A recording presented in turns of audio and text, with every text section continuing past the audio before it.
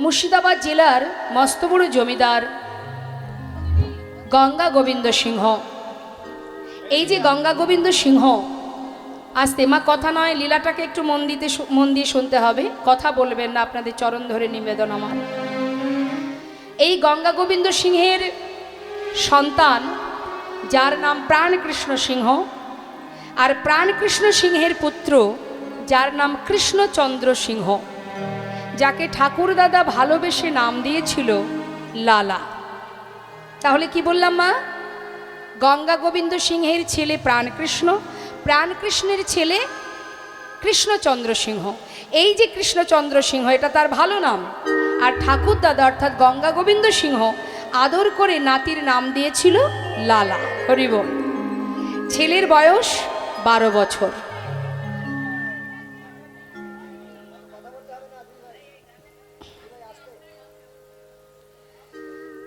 বারো বছরের ছোট্ট ছেলে জমিদারি কাচারি বারান্দায় বসে আছে। হঠাৎ দ্বারে এসেছেন একজন সাহায্য নেবেন, একজন কন্যাদায়গ্রস্ত পিতা। যখনই সাহায্য নেবেন বলে হাত বাড়িয়েছে, সঙ্গে সঙ্গে দাঁড়ি তাকে বললেন, তুমি চলে যাও, এখান থেকে চলে যাও। এই জমিদার মহলে কাউকে কোনোদিন কিছু দান করা নিষেধ। এখন অসহায় বাবা, কন্যাদায়গ্রস্ত বাবা, তিনি বারবার বলছে, দেখো আমি ব্রাহ্মণ, আমি অসহায়, আমাকে কিছু সাহায্য করুন। এখন কোনো ব্যক্তি যদি সাহায্য চায়, সে তো জমিদারের দ্বারে পৌঁছাবেই, জমিদারের কাছে সাহায্য নেবে। কিন্তু সেখানে একটা আদেশ আছে, একটা নিষেধাজ্ঞা আছে যে কাউকে কোনোদিন কিছু দান ধ্যান করা যাবে না। এখন যতবার বলছে ব্রাহ্মণকে, কোনো কথাই শুনছে না ব্রাহ্মণ, তখন তাকে বারবার ধাক্কা দিয়ে তাড়িয়ে দিচ্ছে। ঘটনাটা দেখছে 12 বছরের ছেলে লালা। তার ছোটবেলা থেকেই মন মানসিকতাটা একটু উদার, সে কখনো কারোর দুঃখ কষ্ট সহ্য করতে পারে না, সরল সুবুদ্ধি মন তার, সে ভক্তি মার্গের ছেলে। এখন জিজ্ঞাসা করছে, দাঁড়ি তুমি বারবার ওনাকে তাড়িয়ে দিচ্ছ, কি চাইছেন উনি? বাবু, উনি এসেছেন কিছু সাহায্য নেবেন বলে, কিন্তু মহলের একটা নিষেধ আছে, কোনোদিন কাউকে কিছু দান করা যাবে না। ওকে এত করে বলছে, শুনছে না, তাই ওকে তাড়িয়ে দিচ্ছি। বলো কি তুমি? একজন অসহায় বাবা, তিনি এসেছেন কিছু সাহায্য নেবে, আর তাকে দান করা যাবে না? এই কেমন নিষেধাজ্ঞা? জমিদার যার এত ধন ঐশ্বর্য, তার এমন মনের মানসিকতা কেন থাকবে? শোনো, তুমি আমার পিতাকে গিয়ে বলো, সে যেন এই বাবাকে, এই ব্রাহ্মণকে 1000 টাকা দান করে দেয়। যেই না বলা, ভিতর ঘরে গিয়ে প্রাণকৃষ্ণকে বললেন, বাবু 1000 টাকা দান করতে হবে, দ্বারে একজন অসহায় কন্যাদায়গ্রস্ত পিতা বসে আছে, তাকে সাহায্য করতে হবে, আপনার পুত্রের আদেশ। যখনই এই কথা বলেছে মা, প্রাণকৃষ্ণ সিংহ বলে উঠলেন, এত বড় স্পর্ধা, আমার পুত্রের এত বড় সাহস, দুধের শিশু, দুদিন হতে না হতেই আজ সে আমাকে আদেশ করে, পিতৃবাক্য লঙ্ঘন করে, এত বড় স্পর্ধা। শোনো, নেহাত আমার পুত্র বলেছে, তারও তো একটা সম্মান আছে, তাই যাও 1000 টাকা ওই ব্রাহ্মণকে দিয়ে আমার পুত্রকে জানিয়ে দাও, সে যতদিন নিজে রোজগার করতে না পারবে, ততদিন দান করবার ইচ্ছাটুকু পর্যন্ত যেন প্রকাশ না করে। হরিবোল হরিবোল। প্রাণকৃষ্ণ সিংহের কথা মতো সেই দাঁড়ি 1000 টাকা দান করে দিয়ে ছোট্ট 12 বছরের ছেলে লালাকে যখনই এই কথা বললেন, সঙ্গে সঙ্গে লালা বলে উঠলেন, তবে শোনো দাঁড়ি, আমার পিতাকে জানিয়ে দাও, আমি তারই সন্তান। আমার পিতা যদি এমন নিষ্ঠুর মানসিকতা নিয়ে এমন ছোট মনের কাজ করতে পারে, আমি তার সন্তান, তাকে জানিয়ে দাও, যতদিন আমি রোজগার না করব, ততদিন এই ঘরে আমি আর পা রাখব না। 12 বছরের ছেলে মুর্শিদাবাদ ত্যাগ করে দিয়ে চলে এলো বর্ধমান জেলায়। একটা ফেরেস্তা দ্বারে 20 টাকা বেতনে কাজ করতে শুরু করে দিল 12 বছরের ছেলে লালা বাবু। কাজ করতে করতে ছেলে বড় হচ্ছে, আর এদিকে প্রাণকৃষ্ণ সিংহের বয়স হচ্ছে।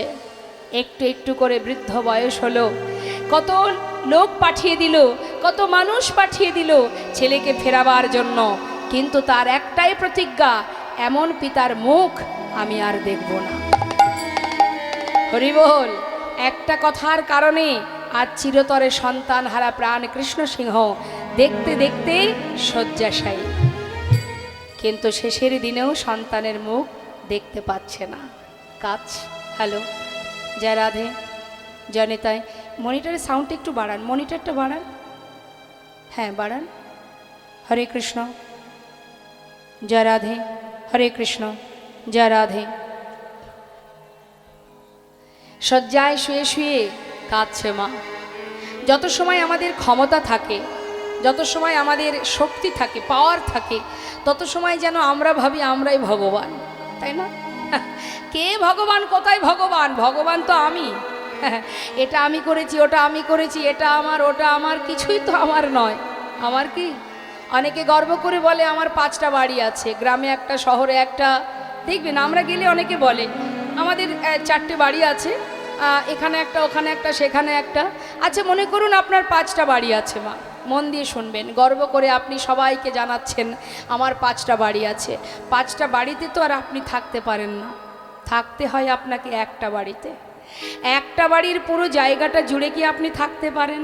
থাকতে হয় আপনাকে একটা ঘরে, তাই তো? মনে করুন দেখবেন বলে না, এটা বড় ছেলের ঘর, এটা ছোট ছেলের ঘর। আপনার থাকার জায়গা কিন্তু একটা রুমের মধ্যে, তাও একটা রুমের পুরো জায়গাটা জুড়ে থাকেন আপনি। থাকেন কোথায়? সেই ঘরের মধ্যে যদি একটা 6-7 একটা পালঙ্ক থাকে, সেই পালঙ্কের এক পাশে আপনি ঘুমান, তাই তো? এখন যদি কেউ বলে যে তোমার ঘর এক বলতে 5টা বাড়ি তোমার, তুমি গোটা পালঙ্কটা জুড়ে ঘুমাবে, তুমি এক পাশে কেন শুয়ে আছো? তখন সে কি বলবে? আরও একজন আছে না, সেও তো শোবে। অর্থাৎ পুরো পালঙ্কটা জুড়ে আমি ঘুমাতে পারবো না, আমার জায়গা এক পাশে, কারণ সেখানে আরও একজন আছে, অংশীদার, ভাগিদার আর একজন আছে, সেও তো ঘুমাবে। তাহলে তোমার জায়গা কতটুকু মা? হ্যাঁ, 5তলা বাড়ি আছে, 5টা বাড়ি আছে, থাকার জায়গা এক পালঙ্কের এক কোণে 3.5 হাত জায়গা নেই। তাই গৌর হরি বল, হরি বল। তাহলে কিসের এত অহংকার, কিসের এত গর্ব? হ্যাঁ, তিনি যেমন দিতে জানেন, যেদিন থেকে তোমার ভিতরে অহংকার জন্মাবে, যেদিন থেকে জন্মাবে, সেই দিন থেকে তোমার একটু একটু করে পতন হয়ে যেতে হবে। কারণ ভগবান সব সইতে পারে, পারে না অহংকার, হিংসা। তার প্রমাণ মহাভারত। হ্যাঁ, হিংসা যদি কেউ করেছে, অহংকার যদি জন্মেছে, দুটো কথা মাথায় রাখবেন, কৃপা আর ইচ্ছা। জীবনে যা কিছু পেয়েছি তার কৃপাই, আর যা কিছু চেষ্টা করেও পাচ্ছি না, আমার মনে করুন একটা বিরাট আশা, আমি চেষ্টা করে যাচ্ছি কিন্তু পাচ্ছি না, 1000 চেষ্টার পরেও পেলাম না, জানবেন সেটা তার ইচ্ছা। সে দেবে না আপনাকে, আপনি সারা জীবন ছুটে বেড়ালেও পাবেন না। সে দেবে না কেন? সেটা দিলে আপনার মঙ্গল হবে না, তাই সে দেবে না। তুমি যতই লাপালাপি ছুটোছুটি করো, তোমাকে দেবে না। তিনি জানে কোনটা দিলে জীবের কল্যাণ হবে আর কোনটা দিলে কল্যাণ হবে না। তাই জীবনে 1000 চেষ্টা করলেও তুমি পাবে না। তাই একটা হলো কৃপা, এক হলো তার ইচ্ছা। সে যেভাবে চালাবে আমাদের সেইভাবে চলতে হবে। তিনি খেলাচ্ছেন, আমরা খেলছি। হ্যাঁ, ভুল করে কখনো কখনো অহংকার করে বলে বসি, কিন্তু সত্য কথা যারা বুঝেছে, যারা জানে, তারা কখনো অহংকার করবে না। অহংকার করবে না, কারণ খেলছি তো আমরা তো খেলা করছি। আজ যে রাজা কাল সে ভিখারি, আজ যে রাজা কাল সে ভিখারি। তার বড় প্রমাণ কে? তার বড় প্রমাণ রাজা হরিশ্চন্দ্র, অযোধ্যার সম্রাট। তাই তো শাস্ত্রে বলেছেন, একটা গানে আমরা শুনেছি মা, অবতার শ্রীরামচন্দ্র মা জানকীর পতি, তার হইল বনবাস, রাবণী করে দুর্গতি। আগুনেও পুড়িল না, আগুনেও পুড়িল না, কপালের কি লেখা কাহার সমান নাহি যায়। ও গো চিরদিন কাহার সমান নাহি যায়।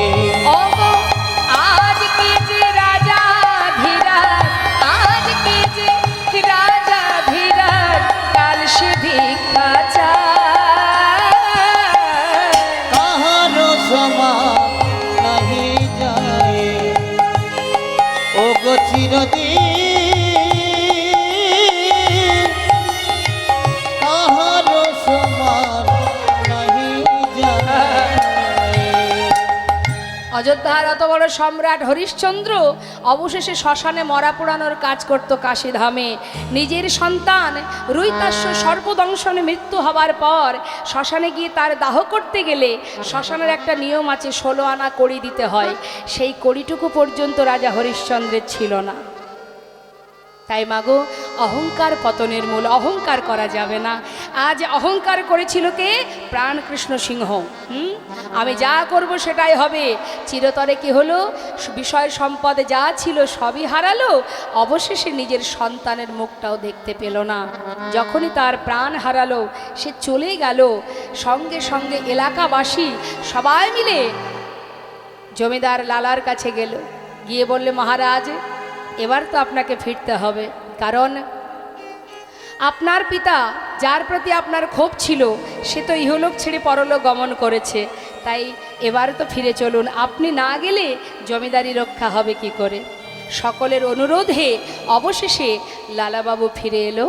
ফিরে আসার পর সমস্ত জমিদারি হিসাব নিকাশ বুঝে নিয়ে এবার জমিদারি রক্ষা করতে শুরু করে দিল।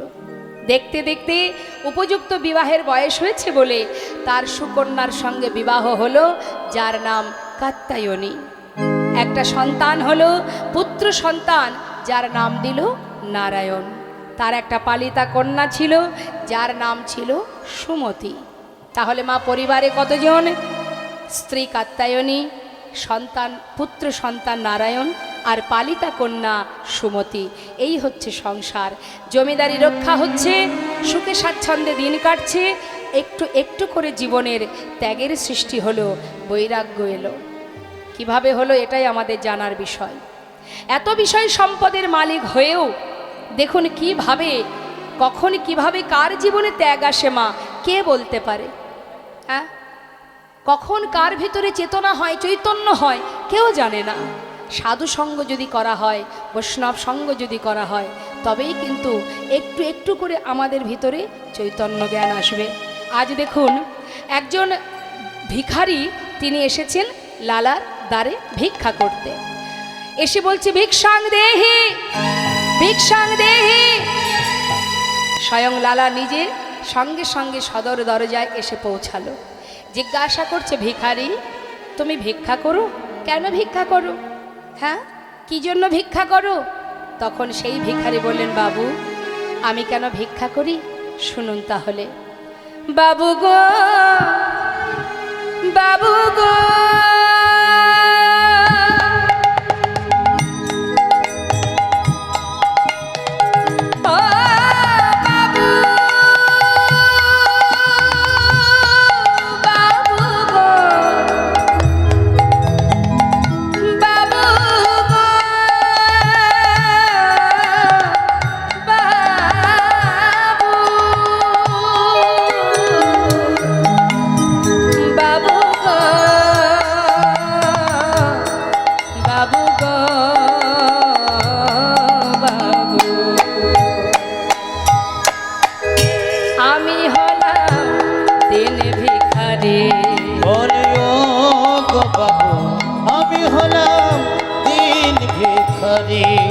বলে, ও গো বাবু, আমি হলাম দিন ভিখারি। জানো বাবু, আমি কেন ভিক্ষা করি? শোনো তাহলে। আমার ঘরে আছে গিরি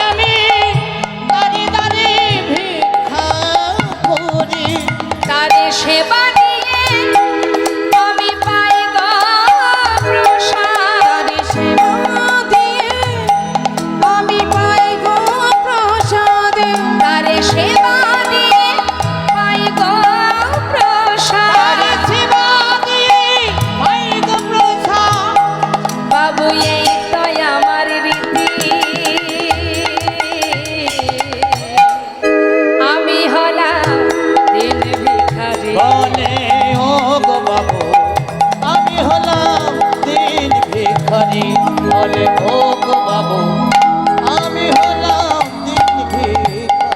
আচ্ছা, তুমি গিরিধারীর সেবা দিয়ে প্রসাদ পাও। দাঁড়াও দাঁড়াও, ঘরের ভিতরে প্রবেশ করে অনেক দামি দামি রত্নের একটা পুটুলি বেঁধেছে।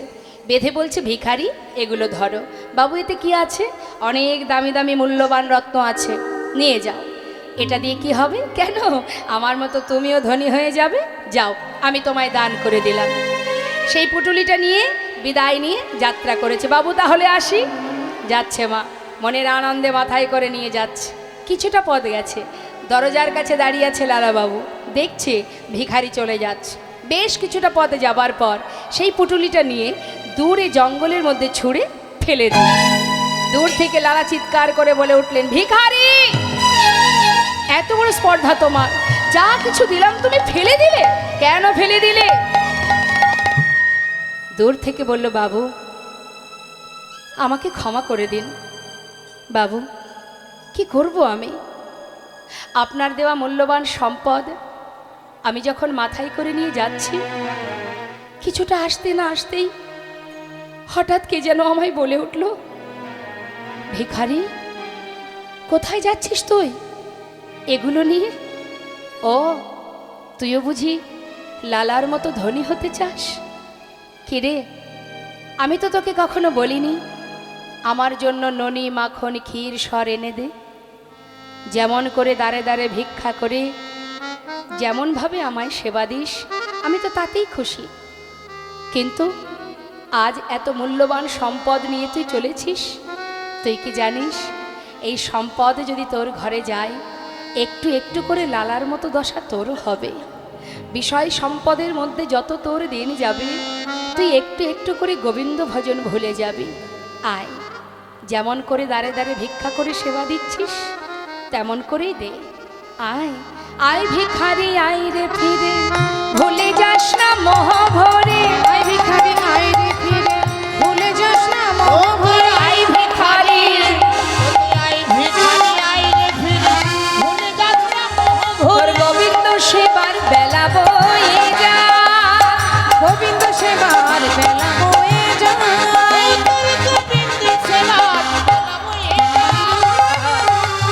বিদুরের খোঁজ যেমন তোর ভিক্ষার অন্ন তেমন, বিদুরের খোঁজ যেমন তোর ভিক্ষার অন্ন তেমন, বিদুরের খোঁজ যেমন তোর ভিক্ষার অন্ন তেমন। শোন শোন, সেবা দিতে ভুল করিস নে আমার, সেবা দিতে ভুল করিস নে আমার। অরে আয় ভিখারি আয় রে ফিরে, আয় রে ফিরে, আয় ভিখারি আয় রে ফিরে, আয় ভিখারি আয় রে ফিরে। ভুলে যাস না মোহ ভরে, আয় ভিখারি আয় রে ফিরে, ভুলে যাস না মোহ ভরে, আয় ভিখারি আয় রে ফিরে। সেবা দিতে ভুল করিস নে আমার, সেবা দিতে ভুল করিস নে আমার। হরি বল হরি বল। বিদুরের খুদ যেমন তোর ভিক্ষার অন্ন তেমন, সেবা দিতে ভুল করিস না আমায়। সত্য কথা মা, ভগবান কখনো বলেনি আমাকে রাজভোগ খেতে দাও। বলেছে তুমি যেমন করেই দাও, যেমনটা দাও, যেভাবেই দাও না কেন, তিনি তাতেই সন্তুষ্ট যদি তুমি ভক্তি ভরে সেবা দিতে পারো।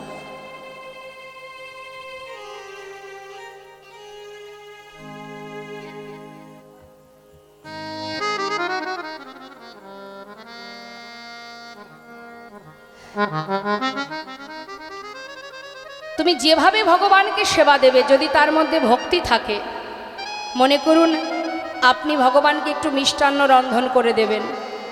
এখন মিষ্টান্ন রন্ধন করতে গিয়ে যে যে জিনিসগুলো লাগে, তার মধ্যে মনে করুন হয়তো একটা দুটো জিনিস আপনার কাছে নেই।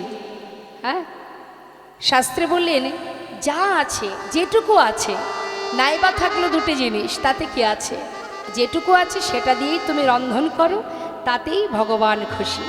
হ্যাঁ, এর শুধুমাত্র নিয়ম হচ্ছে মা ভক্তি ভরে ভালোবাসা। ভক্তি ভরে যদি ভালোবাসা যায়, বৃন্দাবনের যত ব্রজঙ্গনাগণ গোপীগণ তারা গোবিন্দকে ভালোবাসতেন। কিভাবে ভালোবাসতেন? অর্থ দিয়ে, পাণ্ডিত্য দিয়ে, ধন ঐশ্বর্য দিয়ে না, ভালোবাসতেন হৃদয় দিয়ে। আমি আমার বলতে যা কিছু সব তোমার চরণে সঁপে দিয়েছি, অর্থাৎ আমার দেয়া দেহ, এ দেহ তোমার। আস্তে, আমার দেয়া এই যে দেহ, তোমার দেয়া এই যে দেহ, এটা তোমার দেহ, তোমার চরণে সঁপেছি। আর কিছু আমরা জানি না।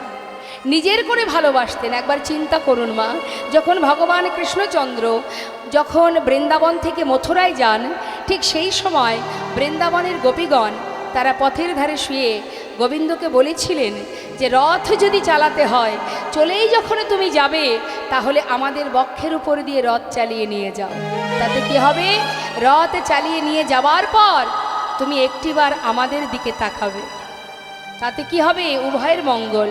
যাত্রার কালে তুমি সব দর্শন পাবে, তাতে তোমার যাত্রা শুভ হবে। আর মৃত্যুর আগে তোমার বদন আমরা দেখতে পাবো। নিতাই গৌর হরিবল হরিবল। তা এই হচ্ছে ব্রজপ্রেম, এটা হলো ব্রজপ্রেম।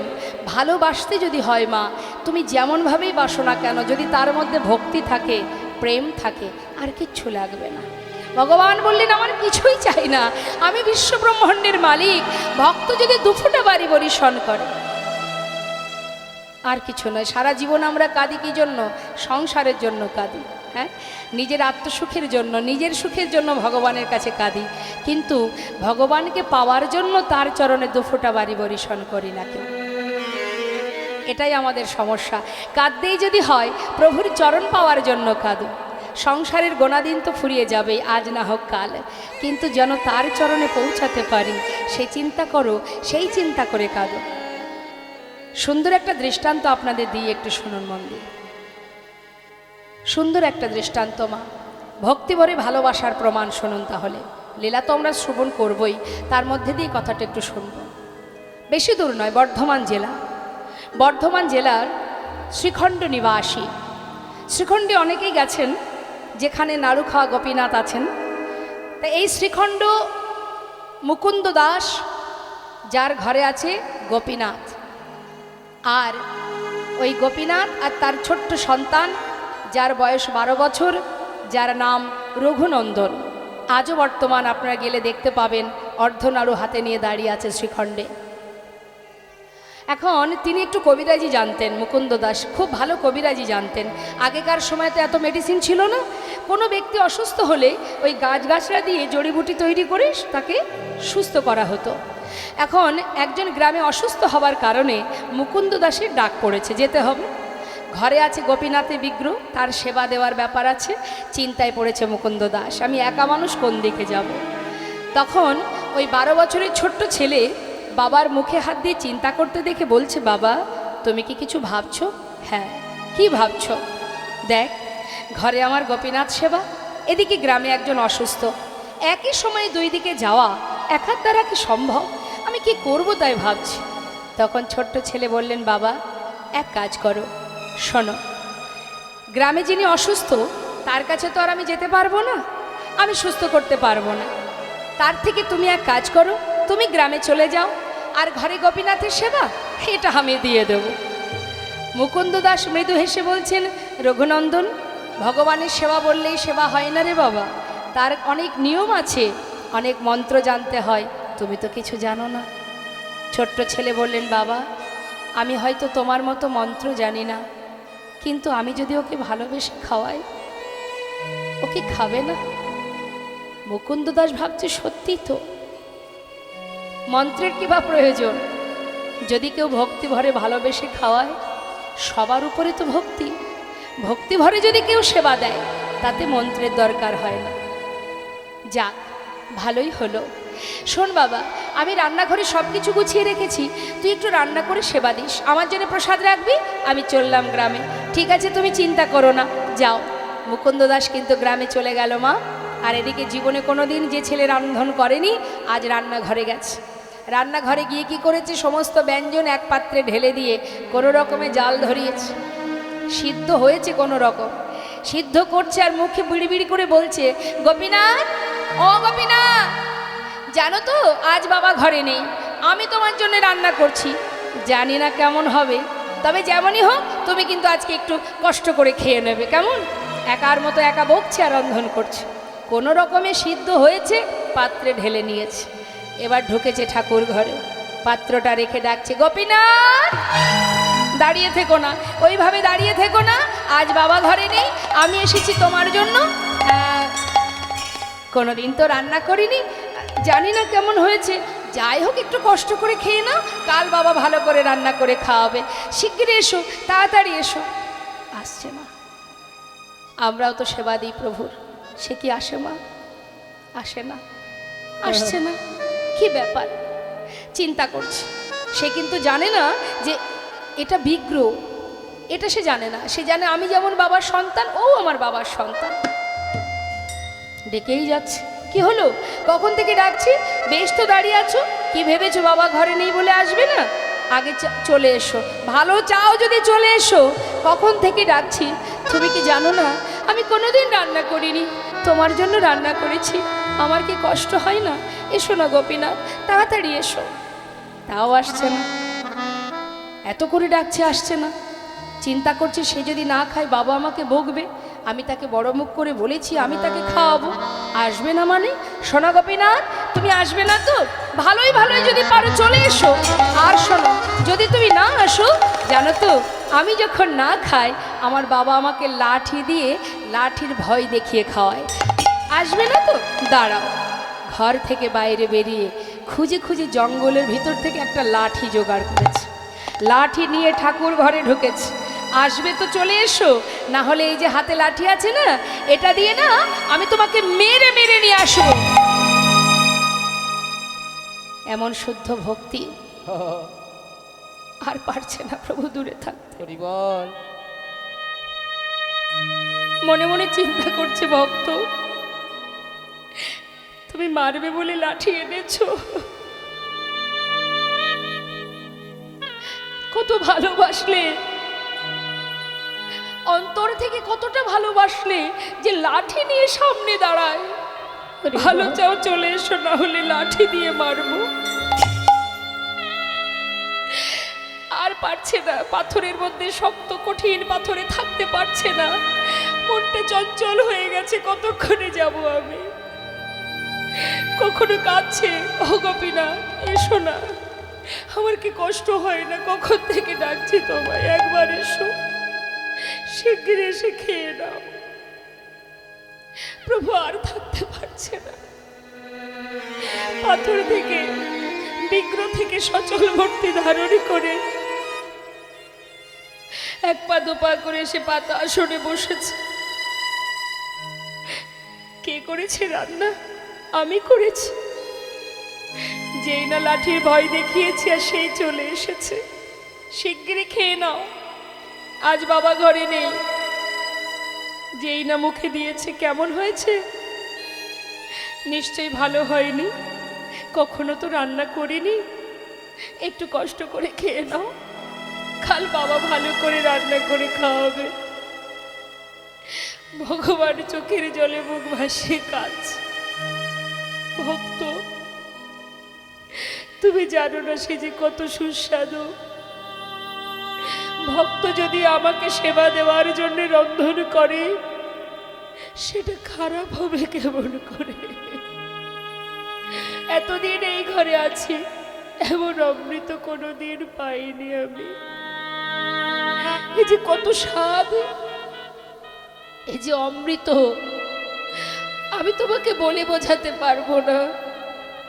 এ তো আমি জানি, আমার ভক্ত যখন আমার জন্য রন্ধন করে সে যে কত সুস্বাদু হয়, সে তো আমি জানি, তুমি বুঝবে না। খেয়ে নাও। খেতে খেতে প্রায় শেষ, বহুদিন পর ভক্তের হাতে রান্না পেয়ে কারোর কথা মনে নেই, তৃপ্তি করে আস্বাদন করছে। সেবা করতে করতে প্রায় শেষ, আর অবশিষ্ট যেটুকু আছে মুখে দিতে যাবে, হঠাৎ রঘুনন্দন ছুটে গিয়ে হাতটা চেপে ধরেছে। ওঠো, এক্ষুনি উঠে যাও, ওঠো বলছি, আর তুমি খাবে না। কি এই তো ডেকে ডেকে নিয়ে এলে, আবার তাড়িয়ে দিচ্ছ? দেব না, তোমাকে তো পুরোটাই ধরে দিয়েছি। তুমি কি জানো না, এখনো আমি খাইনি, আমার বাবা খায়নি, আমাদের জন্য একটু রাখবে না? পুরোটাই খেয়ে নেবে? ও কি জানো তো ভক্ত, বহুদিন পর তোমার হাতে রান্না পেয়েছি তো আজ না আর কারোর কথা মনে ছিল না। আচ্ছা ঠিক আছে, এই অবশেষে যেটুকু, এই অবশিষ্ট এটুকু আমি তোমার জন্য রেখে গেলাম, তুমি খেয়ে নিও কেমন? বেশ, বেশি তো ছিল না মা। প্রভু আবার বিগ্রে মিলিত হলেন, আর এদিকে পাত্রটা যেটুকু ছিল সেবা করে ধুয়ে তুলে রেখেছে। মুকুন্দ দাস সময় মতো ঘরে ফিরেছে। রঘুনন্দন, বলো বাবা, সেবা হয়েছে তো? হ্যাঁ হ্যাঁ, তোমার কোনো চিন্তা করতে হবে না। যাক, শোন, আমার প্রচণ্ড খিদে পেয়েছে, সারাদিন তো কোথাও কোনো সেবা পাইনি, দে একটু প্রসাদ এনে দে। বাবা, আজ আর কিন্তু প্রসাদ নেই। কেন নেই? কি করে থাকবে? সবই তো গোপীনাথ খেয়ে নিচ্ছিল। ভাগ্যিস আমি হাতটা ধরেছিলাম, আমার জন্য এইটুকু রেখেছিল, সেটা আমি খেয়ে নিয়েছি। সে কি কথা? এতদিন আমি তাকে সেবা দিই, কোনোদিন তার পাই না দেখা। আজ আমি ঘরে নেই, আজ সেবা করে নিল? কি করে হতে পারে? অসম্ভব। হ্যাঁ, সে তো পাথরের বিগ্রহ, সে তো চলতে পারে না, কথা বলতে পারে না, সে কি করে খাবে? যার যেমন ভাব তার তেমনই লাভ। সারা জীবন ভেবেছে সে পাথরের বিগ্রহ, সেই জন্য কোনো দিন সেই মুকুন্দ দাস তার দেখা পায়নি। আর যেজন নিজের ভেবে ভালোবেসেছিল সে সাক্ষাৎ দর্শন পেল। কি করে সম্ভব? মনের সন্দেহটা মনেই থেকে গেল বাবা। ছেলেকে পরের দিন পরীক্ষা করবার জন্য বললেন, রঘুনন্দন, তুই তো ভালো সেবা দিতে শিখেছিস বাবা, শোন, বলছি কি, ওই কালও আমাকে যেতে হবে গ্রামের কাজে। তা শোন, তোকে আর রান্না করতে হবে না, ঘরে নাড়ু তৈরি করা আছে, গোপীনাথ নাড়ু খেতে ভালোবাসে, তুই নাড়ুটা ভোগ দিয়ে দিস। ঠিক আছে বাবা। পরের দিন মুকুন্দ দাস কিন্তু কোথাও যায়নি। ছেলেকে হাতে নাতে ধরবে বলে মন্দিরের পিছনে গিয়ে দেয়ালে কান পেতে আছে। কেন? আজ আমি শুনবো আমার পুত্র যখন মন্দিরে যাবে, সে ছাড়া আর কারোর কণ্ঠ শোনা যায় কিনা। কান পেতে আছে। আর এদিকে পাত্রে নাড়ু সাজিয়ে নিয়ে ছোট্ট 12 বছরের ছেলে রঘুনন্দন মন্দিরে ঢুকেছে। গোপীনাথ, আজ কিন্তু আর ডাকতে পারবো না, চিনতে পারছো তো? কাল এসেছিলাম, শিগগিরই এসো। আজ বাবা তোমার জন্য নাড়ু তৈরি করে পাঠিয়েছে, তুমি নাকি নাড়ু খেতে ভালোবাসো, তাড়াতাড়ি এসো, নাড়ু সেবা করে যাও। হরি বল, হরি বল। ভগবান আর কোনো কথা নয়, পাথর থেকে সচল মূর্তি ধারণ করলেন। এসে বললেন, ভক্ত, কেউ যদি আমাকে ডাকার মতো একবার ডাকে, আর সেই ডাক যদি আমার কানে একবার পৌঁছে যায়, ভক্ত যদি কোনোদিন আমাকে ভুলেও যায়, আমি সেই ভক্তকে যুগে যুগে ভুলি না। রে বল, তোমায় ডাকতে হবে না, এই দেখো আমি এসেছি, শিগগিরই খেয়ে নাও। কে করেছে নাড়ু? বাবা করেছে। বাবা মনে মনে ভাবছে, প্রভু বাবাই করুক আর যেই করুক, ভক্তের হাতের ছোঁয়া তো লেগে আছে, মুখে দিয়েছে। পাশে দাঁড়িয়ে রঘুনন্দন ভাবছে, কালকের মতো দাঁড়িয়ে থাকবো, আর যদি গোপীনাথ একটা একটা করে সব খেয়ে নেয়, আজ আমি আর তা হতে দেব না। আজ ও খাবে, আমিও খাবো। এই ভেবে পাত্র থেকে একটা নাড়ু তুলে নিয়েছে, তুলে নিয়ে মুখে দিয়েছে। অর্ধেকটা সেবা করেছে মা, যখনই ভালো লেগেছে আর ওই বাকি অর্ধেক এঁঠো নাড়ুটা গোপীনাথের মুখের কাছে ধরেছে। খেয়ে দেখো কত সুন্দর, খেয়ে দেখো গোপীনাথ, কত সুস্বাদু, নিয়ে এই নাও, খেয়ে দেখো, হা করো। নিজের উচ্ছিষ্টটা যখন ভগবানের মুখের কাছে ধরেছে, ভগবান চোখের জলে বুক ভাসিয়ে কাঁদছে। কেমন ভক্তি! নিজের উচ্ছিষ্ট দিতে এতটুকু দ্বিধা হচ্ছে না, কেমন ভালোবাসা! তার চোখে জল দেখে বলছে, গোপীনাথ তুমি কাঁদছো? আচ্ছা, আমি এঁঠো নাড়ু দিয়েছি তাই? আসলে আমার ভালো লেগেছে বলেই তোমাকে খাওয়াচ্ছিলাম। ঠিক আছে, আর দেব না, তুমি কেঁদো না। ভগবান বলছে, না গো না, আমি সেজন্য কাঁদছি না। জানো ভক্ত, আমি কাঁদছি কেন? এই যে তুমি আমাকে খাওয়াচ্ছ, আচ্ছা তুমি যদি আমাকে খাওয়াতে পারো, তবে কি আমি তোমাকে খাওয়াতে পারি? নিশ্চয়ই, তাহলে তুমি আমাকে খাও, আমি তোমাকে খাওয়াই। এবার ভগবান তার প্রসাদে নাড়ু দিচ্ছে ভক্তের বদনে, আর ভক্ত তার এঠো নাড়ু দিচ্ছে ভগবানের বদনে। ভক্ত ভগবানের মধুর মিলন, মধুর ভালোবাসা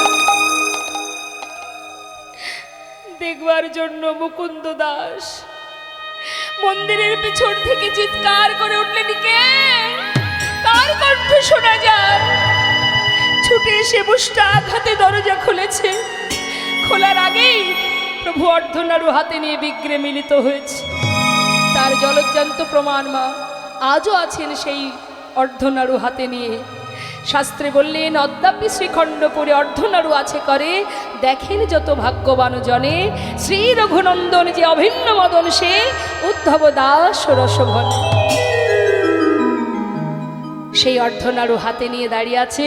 যার হাতে ছিল বাঁশি, তার হাতে অর্ধনাড়ু দেখা মাত্রই ছুটে গিয়ে নিজের সন্তানকে জড়িয়ে বুকের মধ্যে জড়িয়ে ধরলেন আর বলে উঠলেন, রঘুনন্দন, এতদিনে আমি বুঝলাম বাবা, তুই নিজের জন ভেবে, আপন জন ভেবে তাকে ভালোবেসেছিলি, তাই তাকে দেখা পেলি। আর আমি তাকে পাথরের বিগ্রহ ভেবে সেবা দিয়েছি, তাই তো তার দেখা পেলাম না। এতদিনের সেবা আমার অযোগ্য হয়ে গেল। আমার বুকের মাঝে আয় বাবা, একবার বুকে আয়, তোর মতো সন্তানকে বুকে জড়িয়ে ধরে আমার অযোগ্য দেহ আমি যোগ্য করি, আমার অযোগ্য দেহ যোগ্য করে তোর মতো ভক্ত সন্তানে জড়ায়ে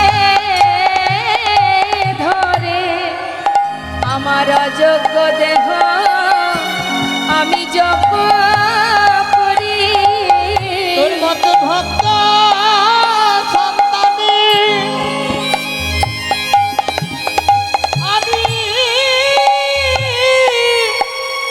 আমি জানাই ধরি আমার মানব জন আমি ধন্য করি। সন্তানে জড়াইয়ে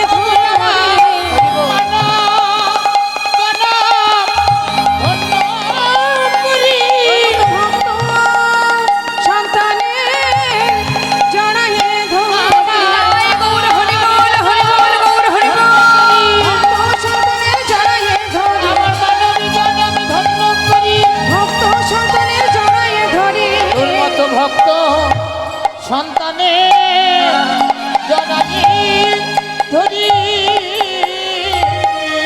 মহাভারতে ভগবান কৃষ্ণচন্দ্র গিয়েছিলেন হস্তিনাপুরে। দুর্যোধন বলেছিলেন, সখা এসো, আমি তোমাকে রাজভোগ খাওয়াবো। ভগবান বলেছিলেন, সেবায় যদি করতে হয় আমি দাসীপুত্র বিদুরের ঘরে সেবা করব। তাই মাগো, ভগবানের সেবার জন্য দুঃখ করতে হয় না। তুমি যেমন পারবে, যেমনটা পারবে, ভগবান তাতেই সন্তুষ্ট, যদি ভক্তি থাকে, ভালোবাসা থাকে।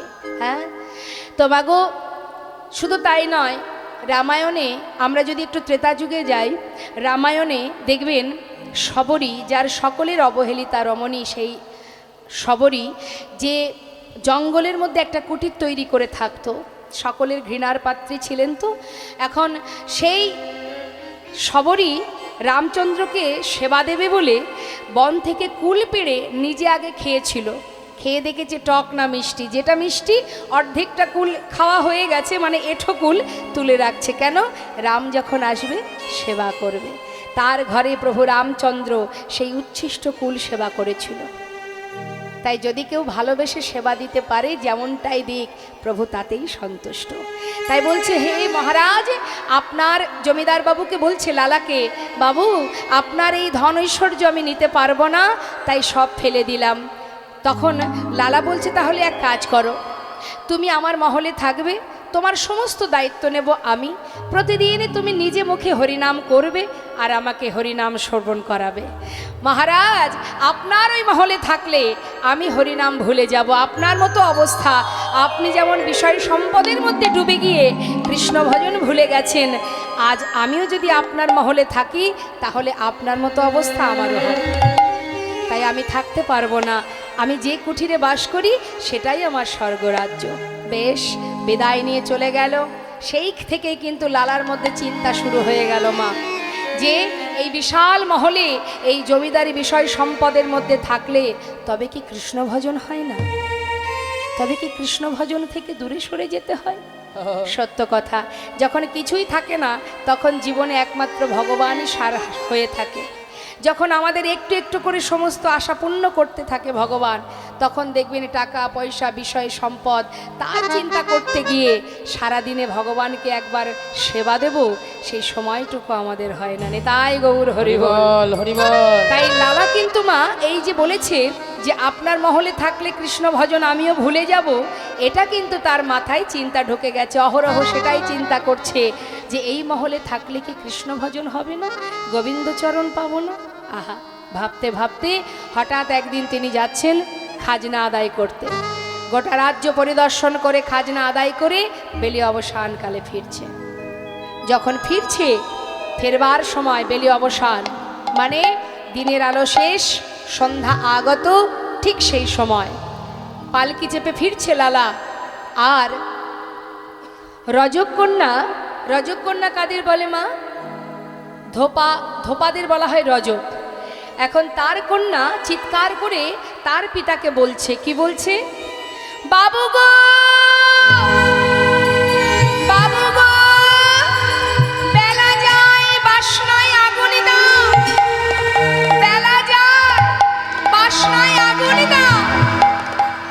অর্থাৎ শুকনো কলার পাতাকে বলা হয় বাসনা। আগেকার সময়তে এত ডিটারজেন্ট ছিল না, কাপড় পরিষ্কার করতে গেলে ধোপারা কলার পাতাকে, শুকনো কলার পাতাকে পুড়িয়ে যে খার, যে ছাইটা হতো সেটা দিয়ে কাপড় পরিষ্কার করত। তাই বলছে বাবু বেলা যায় বাসনায় আগুন দাও। আর পালকি চেপে ফিরছে লালা, প্রতিধ্বনি হচ্ছে মা, কি শুনছে? বেলা যায়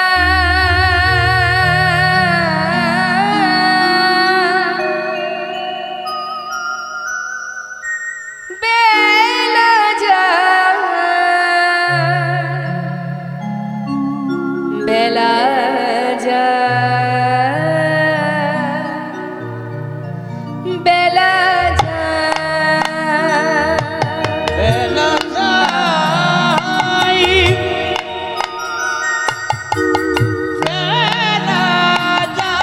যায়, যায়,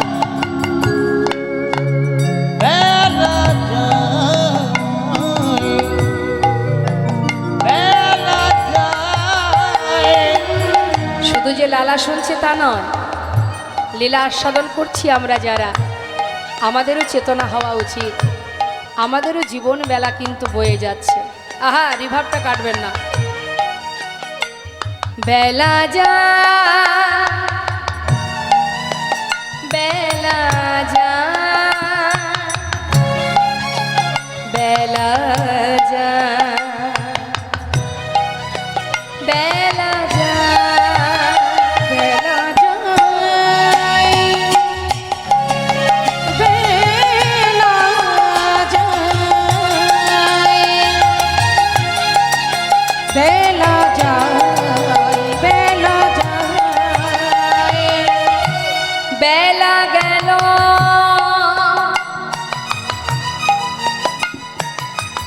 ওরে মা,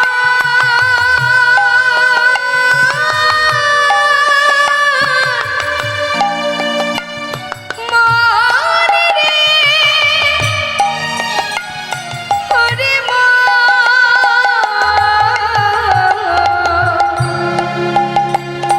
জীবন বেলা বয়ে গেল, ভজ ভজ একবারে কৃষ্ণ ভজ, ওরে মনা ওরে মনা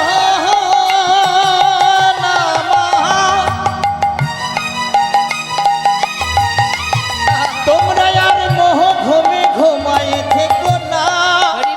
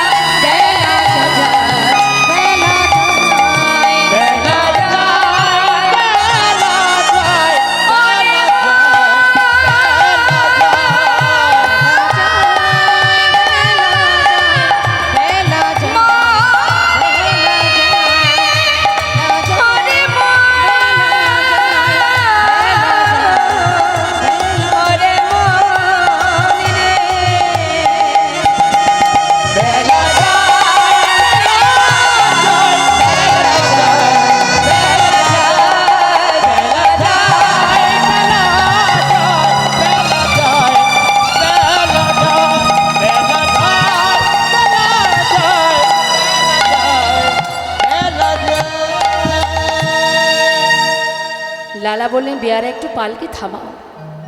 আমি যেন কি শুনলাম। পালকি থেকে নেমে ওই রজক কন্যার কাছে গিয়ে দাঁড়ালেন জমিদার লালা। মা, তুই যেন কি একটা বললি। জমিদারকে দেখে থরথর করে কাঁপছে রজক কন্যা। বাবু, আমি তো আপনাকে কিছু বলিনি। আমি আমার বাবাকে বলেছি বেলা যায় বাসনায় আগুনে দাও। না না, ওরে, আমি যে অন্য কিছু শুনলাম। তুই যেন বারবার আমাকে বললি, বাবু গো, বেলা যায় বাসনায় আগুনে দাও, বাসনায় আগুনে দাও, বাসনায় আগুনে। আমি যে বারবার শুনলাম, তুই বারবার আমায় বললি বাসনায় আগুনে দাও। ঠিকই তো বলেছিস মা। কামনা বাসনার পিছনে ছুটতে ছুটতে আমাদের যে জীবন বেলা শেষ হতে চলেছে মা। আরে কবে পৌঁছাবো গোবিন্দ চরণে, কবে হবে কৃষ্ণ ভজন।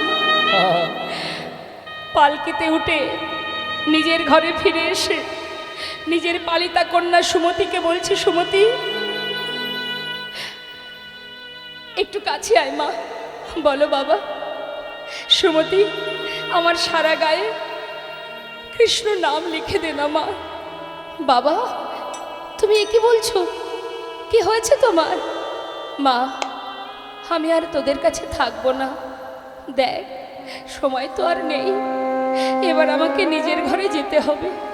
বাবা, খাজনা আদায় করে ফিরে আসার পর তুমি এমন করে পাগলের মতো কি বলছো? কি হয়েছে তোমার? মারে, সারা গায়ে কৃষ্ণ নাম লিখে দে মা। আমার বলতে এই পর্যন্ত যা কিছু আছে সর্বস্ব আমি তোদেরকে দিয়ে গেলাম। তোরা ভালো থাক, সুখে থাক, শুধু আমাকে বিদায় দে মা, আমি চলে যাই। বাবা, কোথায় যাবে তুমি? এমন কথা কেন বলছো? কি হয়েছে তোমার? কৃষ্ণ নাম লিখে যাবে কোথায়? আমি কোথায় যাব শুনবি? যাব রে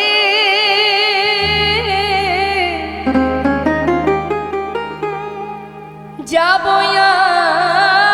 আমি কৃষ্ণ ভজনে, যাব আমি মধুর বৃন্দাবনে। ওই না যাব আমি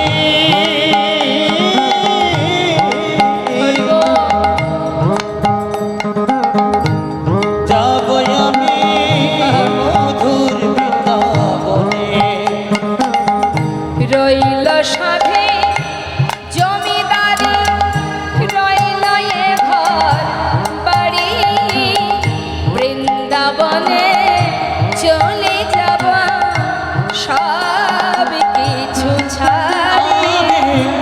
বৃন্দাবনে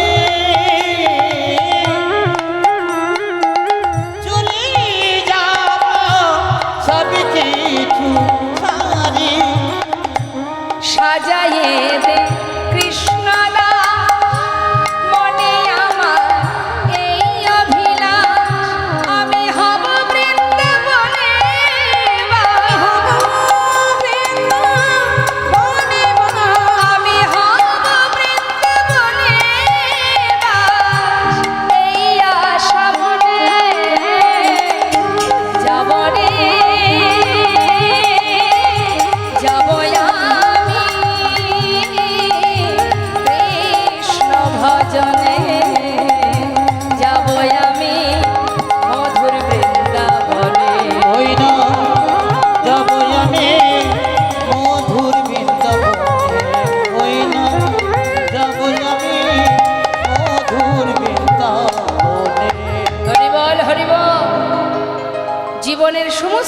পরিত্যাগ করে কৃষ্ণ ধনে ধনী হয়ে নামকে সম্বল করে মস্ত বড় জমিদার লালাবাবু আজ চিরতরে মুর্শিদাবাদ ত্যাগ করে বৃন্দাবনের পথে যাত্রা করলো। হরিবোল হরিবোল হরিবোল।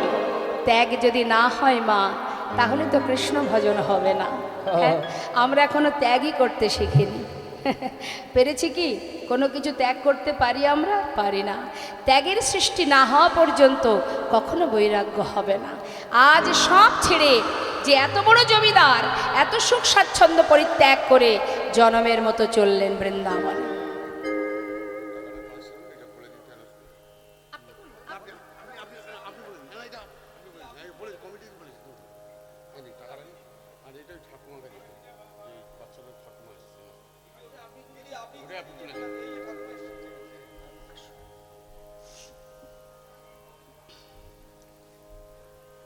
জয় রাধেশ্যাম। আজ আপনাদের সকলের ভিক্ষা একত্রিত করে মোট দান উঠেছে 10,501 টাকা, আর কমিটি দিয়েছে 201 টাকা, ও 2001 টাকা। সবাই মিলে আশীর্বাদ করবেন। এখানে ছোট্ট শিশুর ঠাকুমা এসেছেন। সবাই একবার সন্তানের জন্য ভগবানের কাছে প্রার্থনা করুন যেন অতি শীঘ্র তাড়াতাড়ি প্রভুর কৃপায় সে সুস্থর পথে আসতে পারে। একমাত্র তিনিই পারেন তাকে আবার আমাদের মতো মায়েদের কাছে ফিরিয়ে দিতে। নিতাই গৌর হরিবোল, নিতাই গৌর হরিবোল, হরিবোল হরিবোল।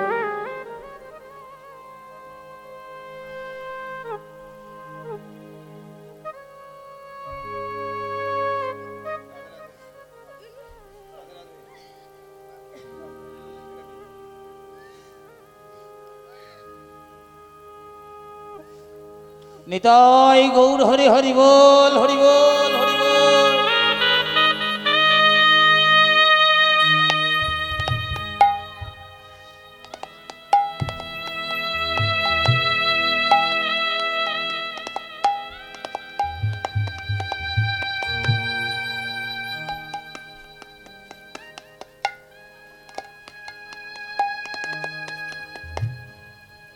একটু দাঁড়াবেন।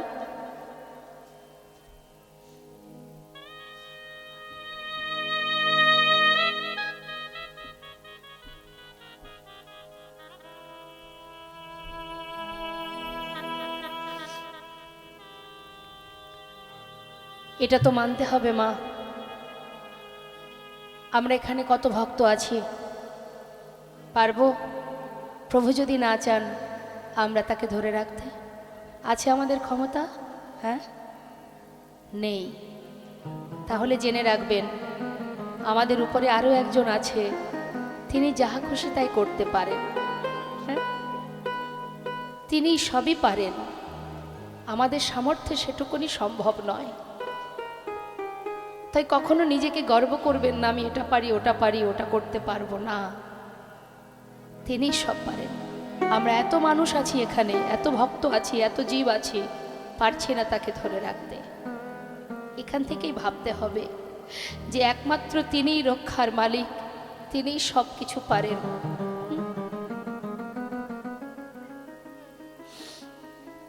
শুধু ভগবানের কাছে এটাই আমরা প্রার্থনা করতে পারি, সে যেন তাড়াতাড়ি সুপথে চলে আসে। ভগবান তুমি একবার কৃপা করো, একবার ওকে সঠিক পথে, হাজার অপরাধ দূরীভূত করে দাও। তার যদি কোনো কুকর্ম থেকে থাকে মুছে দাও, তাকে আবার তোমার চরণে সেবার অধিকারী করে রাখো।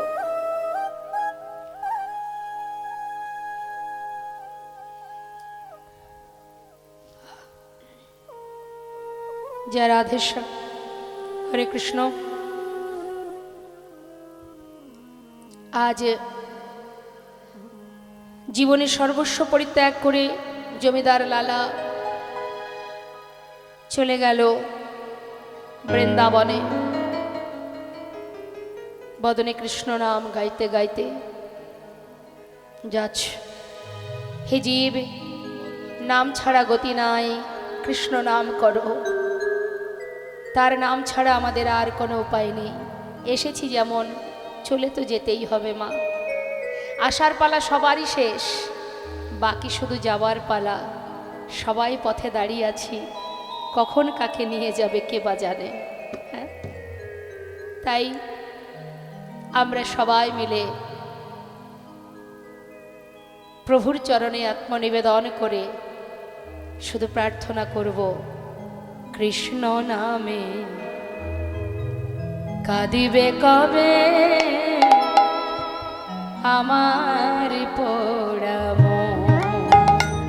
ওই না কৃষ্ণ নামে কাঁদবে কবে আমার পোড়া মন। কবে যাব বিষয় ছেড়ে, কবে যাব বিষয় ছেড়ে মধুর বৃন্দাবন। কৃষ্ণ নামে কাঁদবে কবে আমার পোড়া মন। ওই কৃষ্ণ নামে কাঁদিবে কবে আমার পোড়া মন। আমার কালো সোনা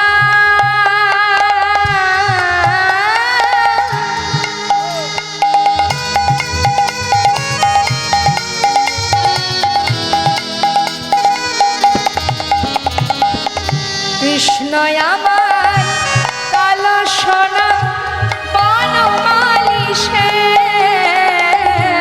কৃষ্ণ আমার কালো সোনা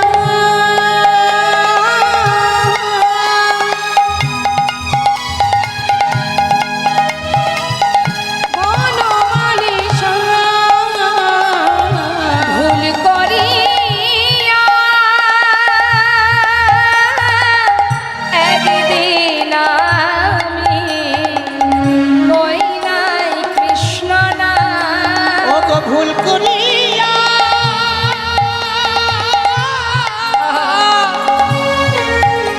ও গো একদিন আমি ওই নাই কৃষ্ণ নাম।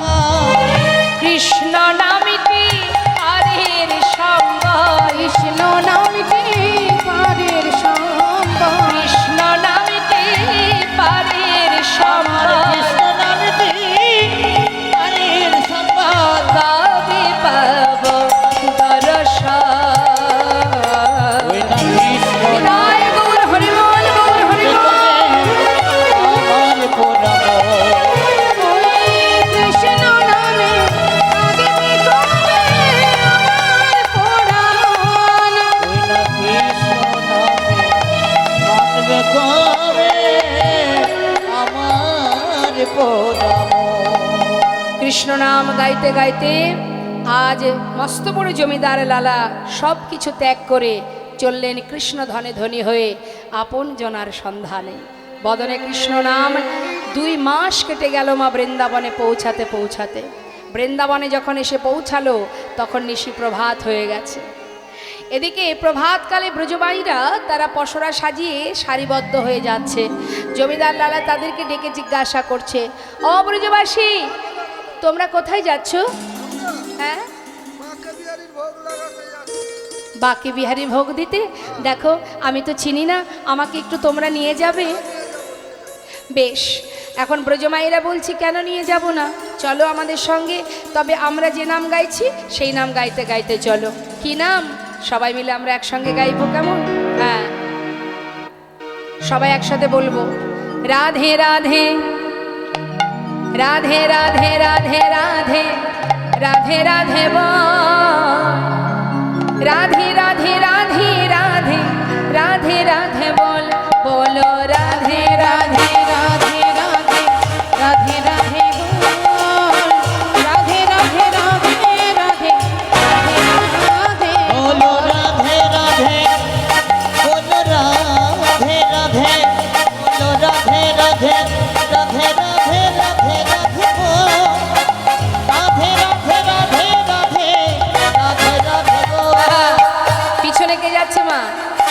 জমিদার লালা বাবু। তিনি কি বলতে বলতে যাচ্ছেন? পাচু পাচু। হ্যাঁ, কৃষ্ণ কৃষ্ণ কৃষ্ণ কৃষ্ণ কৃষ্ণ কৃষ্ণ বল, কৃষ্ণ কৃষ্ণ কৃষ্ণ কৃষ্ণ কৃষ্ণ কৃষ্ণ বলো কৃষ্ণ কৃষ্ণ, বলো কৃষ্ণ কৃষ্ণ কৃষ্ণ কৃষ্ণ কৃষ্ণ কৃষ্ণ বল, কৃষ্ণ কৃষ্ণ কৃষ্ণ কৃষ্ণ কৃষ্ণ কৃষ্ণ বল। হ্যাঁ। দাঁড়াও দাঁড়াও দাঁড়াও, এই নাম চলবে না, চলবে না, না। বৃন্দাবনে কেউ কৃষ্ণ নাম গায় না, রাধা নাম গায়। আমরা যে নাম গাইছি সেই নাম গাইতে হবে। লালা বলছে তা কেন হবে? তোমরা করছো রাধার নাম, আমি করছি কৃষ্ণ নাম, উভয়ের নাম হচ্ছে। না না না, কৃষ্ণ নাম কেউ গায় না, তুমি রাধা নাম গাইতে গাইতে চলো। লালা বলছে তাহলে এক কাজ করি, তোমাদের কথাও থাক আমার কথাও থাক, দুয়ে মিলে একসঙ্গে আমরা সবাই মিলে গাইবো। কি গাইবো মা সবাই?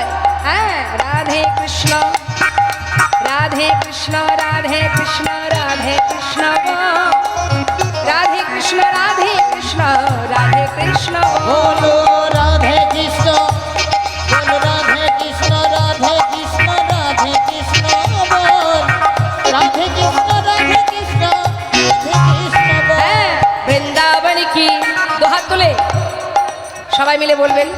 রাধে রাধে বলতে পারেন, রাধে কৃষ্ণ বলতে পারেন, আর আমি এক একটি জায়গার নাম বলবো, জোরে জোরে বলবেন কিন্তু, কেমন?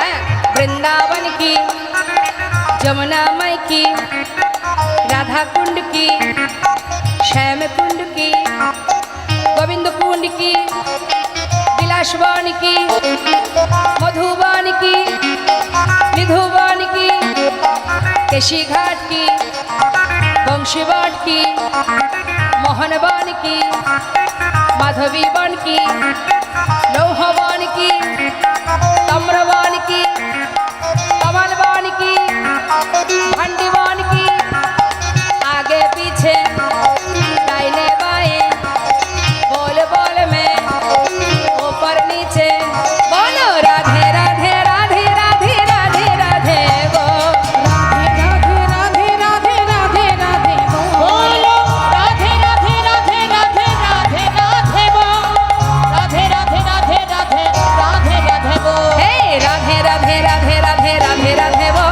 राधे राधे राधे राधे राधे राधे वो, राधा रानी की, राधे राधे राधे राधे राधे राधे बोल। प्रेम से बोलिए बाके बिहारी लाल की, রাধেশ্যাম রাধেশ্যাম। আমরা তাহলে এখন বর্তমানে কোথায় এলাম? বাকে বিহারীর মন্দিরে। সুন্দরভাবে সেবা হলো বাকে বিহারীর। হ্যাঁ, বাকে বিহারীর সেবা হলো। দেখুন, বাকে বিহারীর যে মন্দির স্থাপিত হয়েছিল আজকের এই অক্ষয় তৃতীয়াতে, আজকের দিনেই কিন্তু বাকে বিহারীর বিগ্রহ স্থাপিত হয়েছিল। তা সেই বাকে বিহারীর সেবা হলো মা। সেবার পর কিন্তু লালাকে প্রসাদ দেওয়া হলো, যেহেতু বৃন্দাবনের নতুন অতিথি, ভালো ভালো প্রসাদ দিয়েছে, লালা সেবাও করেছে। সেবার পর লালা কি করলেন? সেবার পরে কি হয়?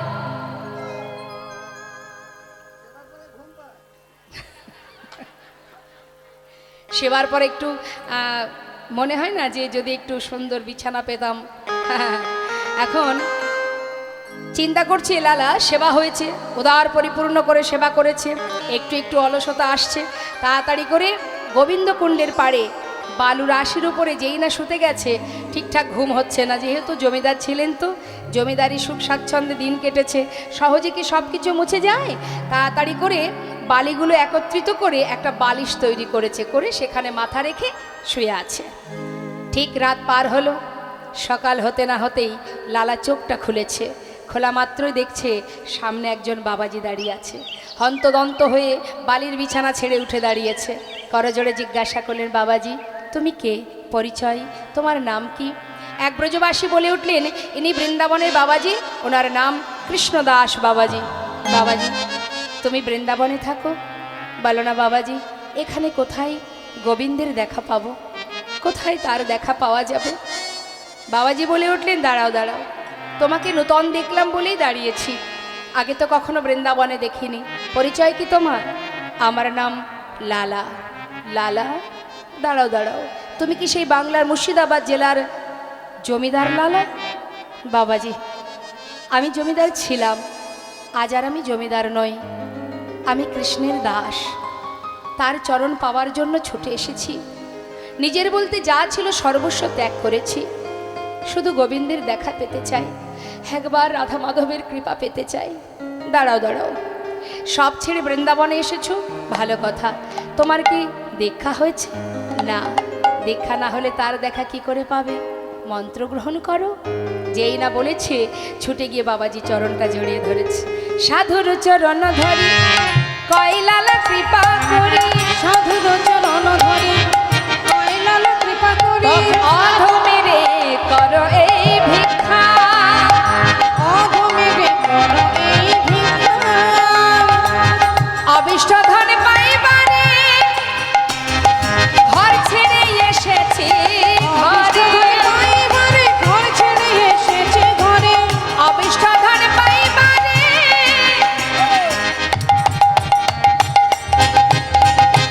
আমি ঘর ছেড়ে এসেছি ঘরে, অবিষ্ট ধন পাইবারে ঘর ছেড়ে এসেছে ঘরে, ফিরিব না কৃপা করে দাও মরে দীক্ষা, জীবন কৃপা করে দাও মোরে দীক্ষা, ঘর ছেড়ে এসেছি ঘরে, ঘর ছেড়ে এসেছে আমি ঘরে, ঘর ছেড়ে এসেছি ঘরে, ঘর ছেড়ে এসেছে ঘরে, অবিষ্ট ধন পাইবারে ঘর ছেড়ে এসেছি ঘরে, অবিষ্ট ধন পাইবারে ঘর ছেড়ে এসেছে ঘরে, জীবন কৃপা করে দাও মোরে দীক্ষা। জীবন কৃপা করে দাও মোরে দীক্ষা। দাঁড়াও দাঁড়াও, দীক্ষা বললেই তো দীক্ষা হবে না, তারও একটা উপযুক্ত সময় চাই। এখানে যত ভক্ত আছেন আপনাদের গুরু দীক্ষা শিক্ষা হয়েছে তো? হ্যাঁ, মন্ত্র মনে আছে তো? ভুলে যাননি তো? বাহ, খুব ভালো কথা। তা কৃষ্ণমন্ত্রে দীক্ষিত যারা হন তাদের কণ্ঠে তুলসীর মালা থাকে। আছে সবার গলায় তুলসীর মালা? কেন নেই কেন? খুব ভারী মনে হয়? হ্যাঁ, ভারী মনে হয় না তাহলে কি?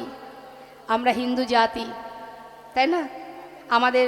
আমরা সনাতনী, আমাদের তুলসীর মালা থাকলে সমস্যা কোথায়? মাথায় রাখবেন, তুলসীর মালা কণ্ঠে থাকলে অনেক বাধা থেকে মুক্তি পাওয়া যায়। আর ভগবানের সেবা দিতে গেলে তাতে তুলসী পত্র দিতে হয়, তাই তো? তাহলে আপনি পাত্রে সাজিয়ে নিচ্ছেন ভোগ, সেবা দেবেন প্রভুর, তাতে তুলসী পাতা দিলেন, কিন্তু আপনি নিজে যাচ্ছেন ভগবানকে সেবা দেবেন, আপনার অঙ্গে যদি তুলসী না থাকে ভগবান তো আপনাকেই গ্রহণ করবেন না। তাহলে আপনার দেয়া ভোগ কী করে সেবা হবে? আপনি রাজভোগ আমাকে খাওয়াবেন, আপনাকেই যদি আমার ভক্তি না হয়, আপনার দেয়া রাজভোগ আমি সেবা করব? নিতাই গৌর হরি বল হরি বল। তাহলে আগে নিজেকে নিবেদন করতে হবে, আর নিজেকে যখন নিবেদন করব তার জন্য অঙ্গে তুলসী ধারণ করতে হবে, কণ্ঠে তুলসী পরিধান করতে হবে। কেমন?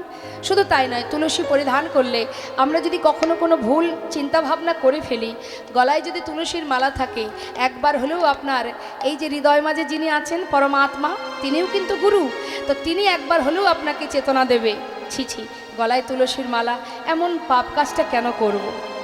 এটাই কিন্তু আপনাকে ভুল পথ থেকে সঠিক পথে নিয়ে যাওয়ার একটা উপায়। হ্যাঁ, তাই তুলসীর মালা কণ্ঠে পরিধান করবেন। তো মাগো বললেন দীক্ষা নিতে গেলেও তার একটা উপযুক্ত সময় দরকার হয়, যখন তখন তো দীক্ষা হবে না লালা। এসেছো যখন বৃন্দাবনে, সংসারের জন্য সারা জীবন কর্ম করেছো, এবার গোবিন্দের সংসারে এসেছো, গোবিন্দের কাছে যেতে গেলে তোমাকে তাকে সন্তুষ্ট করবার জন্য এই গোবিন্দের পরিবারে, গোবিন্দের সংসারে কর্ম করতে হবে। কি কর্ম? বাবাজি তুমি যে কর্ম বলবে আমি সেই কর্ম করতে রাজি। পারবে লালা? তুমি তো বড় জমিদার, যা কর্ম দেব নিতে পারবে? পারবো বাবাজি, যে কর্ম হবে আমি করতে রাজি। বেশ, তাহলে নাও লালা। কি করলেন মা? ভিক্ষার ঝোলা দিলেন লালাকে। চিন্তা করুন, মস্ত বড় জমিদার, তার কাঁধে ভিক্ষার ঝোলা। ধরো ধরো লালা ভিক্ষার ঝোলা কাঁধে,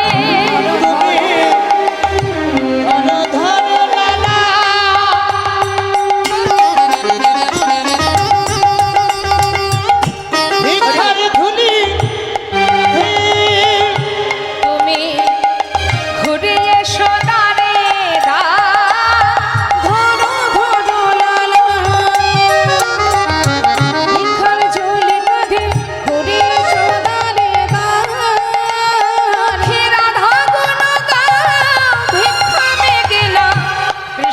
পদ করো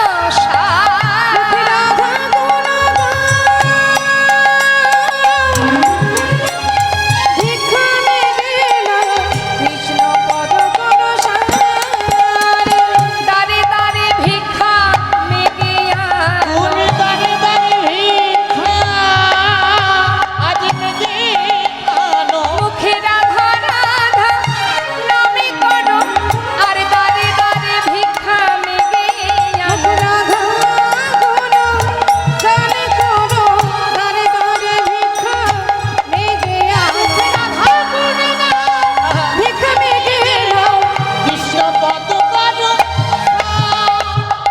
কাঁধে উঠে গেল ভিক্ষার ঝুলি। এবার বাবাজির কথা মতো দাঁড়ে দাঁড়ে ভিক্ষা করতে শুরু করলো মা। ভিক্ষা করতে করতে হঠাৎ বৃন্দাবনে তার স্ত্রী তার পুত্র কন্যার সঙ্গে দেখা হয়ে গেল। তারা মুর্শিদাবাদ থেকে গেছে বৃন্দাবনে তার স্বামীকে তার পিতাকে দেখবার জন্য। যেই না দেখেছে পিতার কাঁধে ভিক্ষার ঝোলা, কাঁদছে তার সন্তান।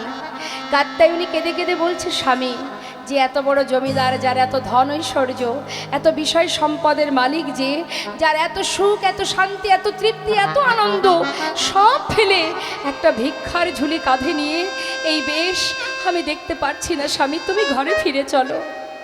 জমিদার লালা বলে উঠলেন, কাত্যায়নী আমার তো যাওয়ার আর কোনো জায়গা নেই, এটাই আমার ঘর, এটাই আমার ঠিকানা, তাই তোমরা যেখান থেকে এসেছো সেখানে চলে যাও, আমি আর কোথাও যাব না। তখন ছোট্ট ছেলে নারায়ণ বললেন, বাবা তুমি যদি নাই যাবে তাহলে এই বৃন্দাবনে একটা থাকবার জায়গা করে দিই, তুই যদি করে দিস আমার কোনো বাধা নেই। একটা সুন্দর মন্দির নির্মাণ করে সেই মন্দিরে এক বিগ্রহ স্থাপন করে দিল, যার নাম কৃষ্ণচন্দ্রমা। সেই বিগ্রহ সেবা দেবার জন্য এক পূজারীকে রাখা হলো মা। কারণ লালার তো দীক্ষা হয়নি, সে তো ভগবানের সেবা দিতে পারবে না, তাই পূজারী রেখেছে মন্দিরে ভোগ নিবেদনের জন্য।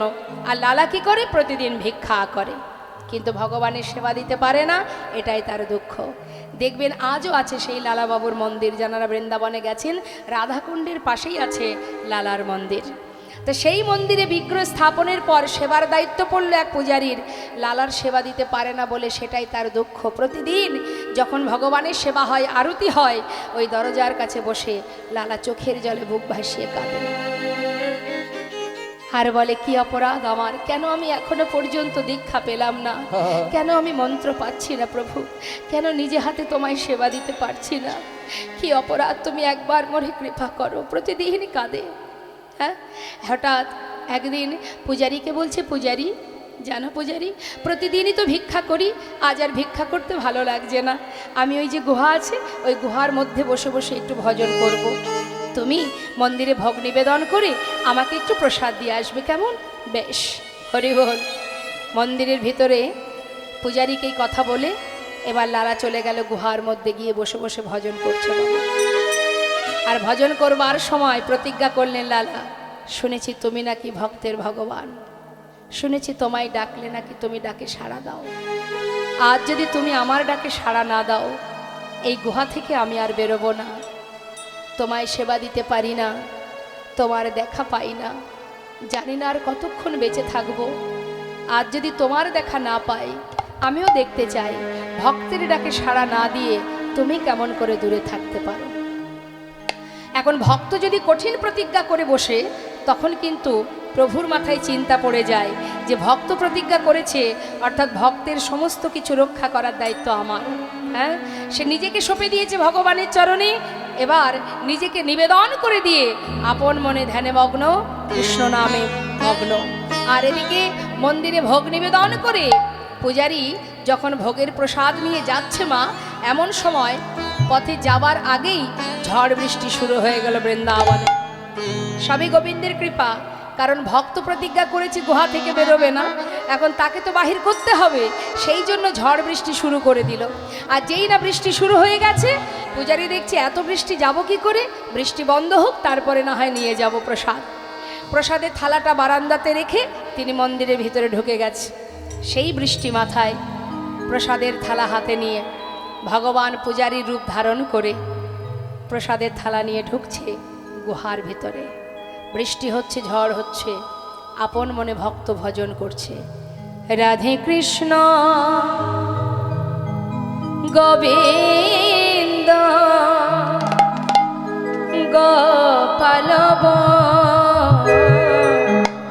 রাধা রমণ হরি হরি হরি রাধে কৃষ্ণ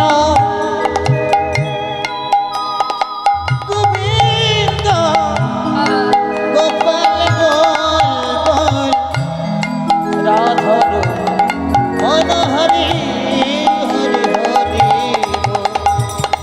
গিরিধারিব গোবর্ধন ধারিব গিরিধারিব গোবর্ধন ধারিব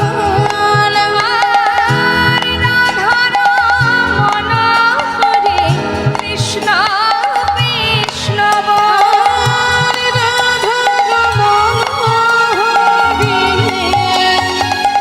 কৃষ্ণ কৃষ্ণ বল তুমি রাধা না জগতের না তুমি রাধা না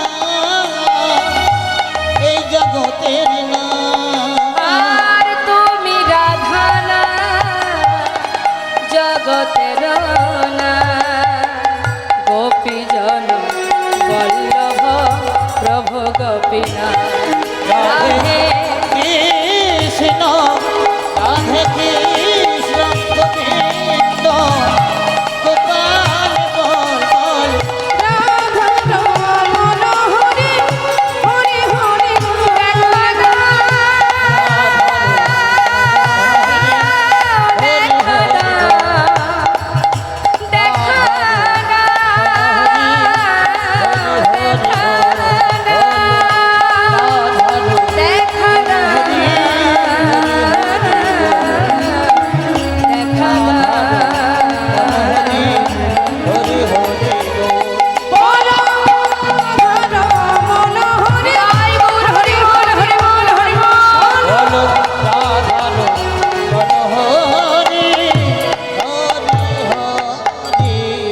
লালা লালা কে আমি পূজারি তুমি প্রসাদ খাবে না এই দেখো প্রসাদ এনেছি প্রসাদ খেলো প্রসাদ খাবার পর আবার প্রভু চলেও গেলেন মা এদিকে আপন মনে ধ্যানে মগ্ন প্রসাদ পেয়ে আবার ধ্যানে বসেছে আর এদিকে প্রকৃত যে জয়দেব প্রকৃত যে পূজারি সে চিন্তা করছে তাই তো লালাকে প্রসাদ দিতে হবে বৃষ্টি বন্ধ হয়ে গেছে যাই হঠাৎ দেখছে বারান্দাতে যে থালাটা ছিল প্রসাদের তাতে কোনো প্রসাদ নেই ভাবছে বৃষ্টি বন্ধ হবার পরে কোনো ভক্ত বোধহয় নিয়ে চলে গেছে তাতে আর কি আছে আরও তো আছে প্রসাদ সেখান থেকে একটু দিয়ে আসি এই ভেবে আরেকটু প্রসাদ নিয়ে এবার প্রকৃত যে পূজারি সে গুহার মধ্যে ঢুকেছে ডাকছে লালা লালা কে আমি পূজারি প্রসাদ খাবে না এই তো প্রসাদ এনেছি নাও প্রসাদ খেয়ে নাও প্রসাদ আমি তো খেয়েছি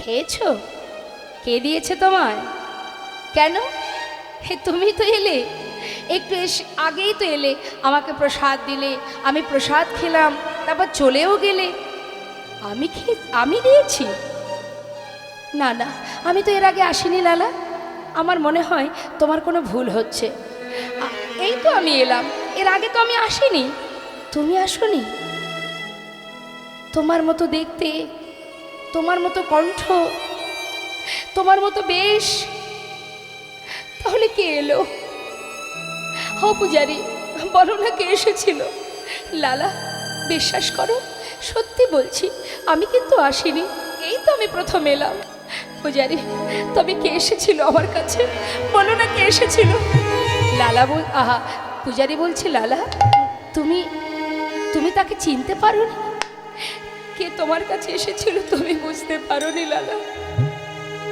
পূজারি তুমি কার কথা বলছো কে এসেছিল আমার কাছে বলো না এখনো জিজ্ঞাসা করছো লালা তুমি তাকে কাছে পেয়েও তুমি চিনতে পারলে না লালা পূজারি কে সে কার কথা বলছো তুমি লালা মিছে কেন পুছো রে আমার বলা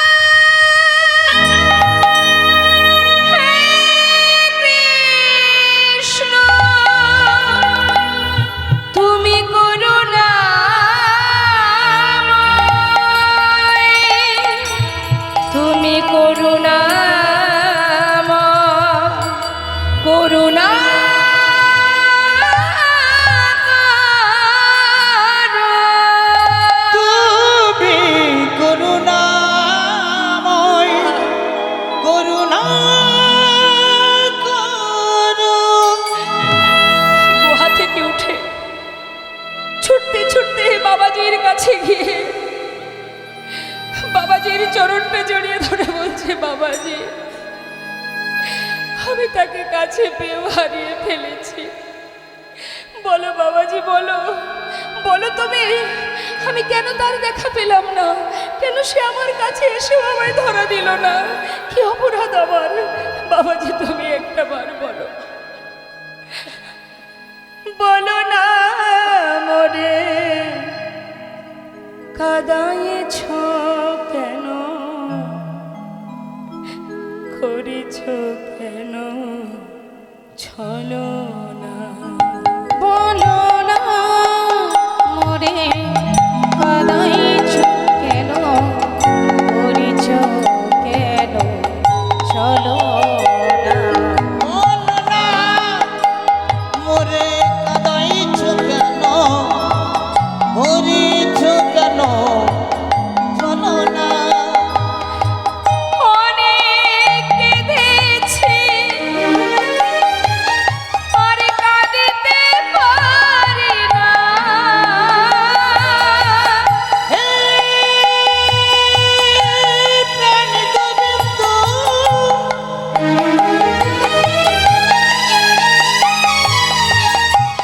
তুমি একবার কৃপা করো, তুমি ছাড়া আমার আর কেহ না। এ কি পাবো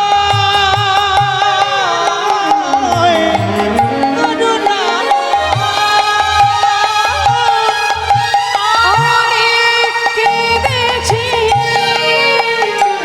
আর কাঁদিতে পারি না। দেখা কি মরে দেবে না? করিছ কেন চলো না? বলো না মোরে কাঁদাইছ কেন, করিছ কেন চলো না? মোরে কাঁদাইছ কেন, করিছ কেন চলো না? বলো না মোরে কাঁদাইছ কেন, করিছ কেন চলো না? বাবাজি আজ তোমায় বলতে হবে, কেন তুমি আমায় মন্ত্র দিচ্ছ না? কেন কেন দীক্ষা দিচ্ছ না বলো? বাবাজি আবার বললেন, তোমার এখনো সময় হয়নি, ফিরে যাও। যত সময় তুমি না বলবে আমি তোমার চরণ ছেড়ে কোথাও যাব না। আজ তোমাকে বলতে হবে কোন অপরাধের জন্য তুমি আমায় মন্ত্র দিচ্ছ না। বেশ, তাহলে শোনো লালা, তোমাকে মন্ত্র দেব আমি, তার উপযুক্ত সময় তো এখনো হয়নি। জানতে যখন চেয়েছো কোন কারণে মন্ত্র দিচ্ছি না, সেটা হলো তোমাকে বলেছিলাম তুমি সবার ঘরে ভিক্ষা করবে, প্রত্যেকের ঘরেই তুমি ভিক্ষা করেছো, কিন্তু একজনের ঘরে তো তুমি ভিক্ষা করনি, সে হলো জগৎ শেঠ। কেন যাওনি তার ঘরে ভিক্ষা করতে? বাবাজি ওদের সঙ্গে আমাদের একটু পুরানো দ্বন্দ্ব আছে। কি জন্য দ্বন্দ্ব? জমিদারি ছিল, জমিদারির কারণে। এখন কি তোমার সেই জমিদারি আছে? না। তুমি কি জমিদার আছো? না। তাহলে দ্বন্দ্ব কেন থাকবে লালা? যার সঙ্গে এত দ্বন্দ্ব বিবাদ আছে তার ঘরে গিয়ে নত মস্তকে মাথা নত করে গলবস্ত্রে এক মুষ্টি তণ্ডুলি যদি তুমি ভিক্ষা করে আনতে পারো, তবেই তোমায় আমি মন্ত্র দেব। হরিবল হরিবল। তাই জেনে রাখবেন বাবা, ধর্মীয় কাজ, শুভ কাজ, আপনার বাড়িতে বৈষ্ণব সেবা, ভক্ত সেবা, ভগবত সেবা যেটাই করুন না কেন, ভিতরে যদি কখনো হিংসা কালিমা থেকে থাকে কারুর প্রতি, আপনার বাড়িতে হরিবাসর হচ্ছে, কোনো ব্যক্তির সঙ্গে আপনার বিবাদ দ্বন্দ্ব আছে, তাকে বাদ দিয়ে আপনি বাড়িতে অনুষ্ঠান করছেন, জেনে রাখবেন আপনার সেই অনুষ্ঠানই কিন্তু ব্যর্থ হবে, বিনিময়ে কোনো ফল, কোনো কৃপা প্রভুর কাছ থেকে পাবেন না। কারণ আপনার ভিতরে যে হিংসা আছে, যে ক্রোধ আছে, কারোর প্রতি অভিমান থাকুক, ক্ষোভ থাকুক, সেটাকে দূরীভূত করে যদি নতমস্তকে তার কাছে গিয়ে তাকে নিমন্ত্রণ করে তাকে ঘরে এনে সসম্মানে যদি তার সেবা দিতে পারেন তবেই আপনার সেই যজ্ঞ সার্থক হবে। তাই গৌর হরি হরি হরি। তাই বাবা, এই জন্য লীলা শ্রবণ করতে হয়। জীবনের কিছু কিছু ভুল সেগুলো সংশোধন হয়ে যায়। আজ দেখুন মা, লালা ভিক্ষার ঝুলি নিয়ে চললেন। চিরশত্রু, এতদিনের যার সঙ্গে দ্বন্দ্ব বিবাদ, সেই শত্রুর ঘরে আছে ভিক্ষা করতে। গিয়ে পৌঁছালেন দ্বারে, ভিক্ষাং দেহি। মস্ত বড় জমিদার লালা, তার কাঁধে ভিক্ষার ঝোলা, চোখে কৃষ্ণ প্রেমের বাড়ি, সারা গায়ে কৃষ্ণ নাম, বদনে কৃষ্ণ নাম। এহেন বেশ দেখে দাড়ি কোনো কথা না বলে চিনতে পেরেছে। তাই দেরি না করে তাড়াতাড়ি করে কিছু মূল্যবান বস্তু তাকে দক্ষিণা ভিক্ষাস্বরূপ দান করবে বলে যেই না কাছে এনেছে, তখনই লালা বলে উঠলেন, দাড়ি, আমি তোমার হাত থেকে ভিক্ষা নিতে পারবো না। তোমাদের যে জমিদার, তাকে একবার দ্বারে আসতে বলো, তার হাত থেকে এক মুষ্টি তণ্ডুল নিয়েই আমি চলে যাব। জানো, যে সম্পদ তুমি ভিক্ষাস্বরূপ দেবে বলে এনেছো, এ সম্পদের ভিখারি আমি নই, আমি ধনের ভিখারি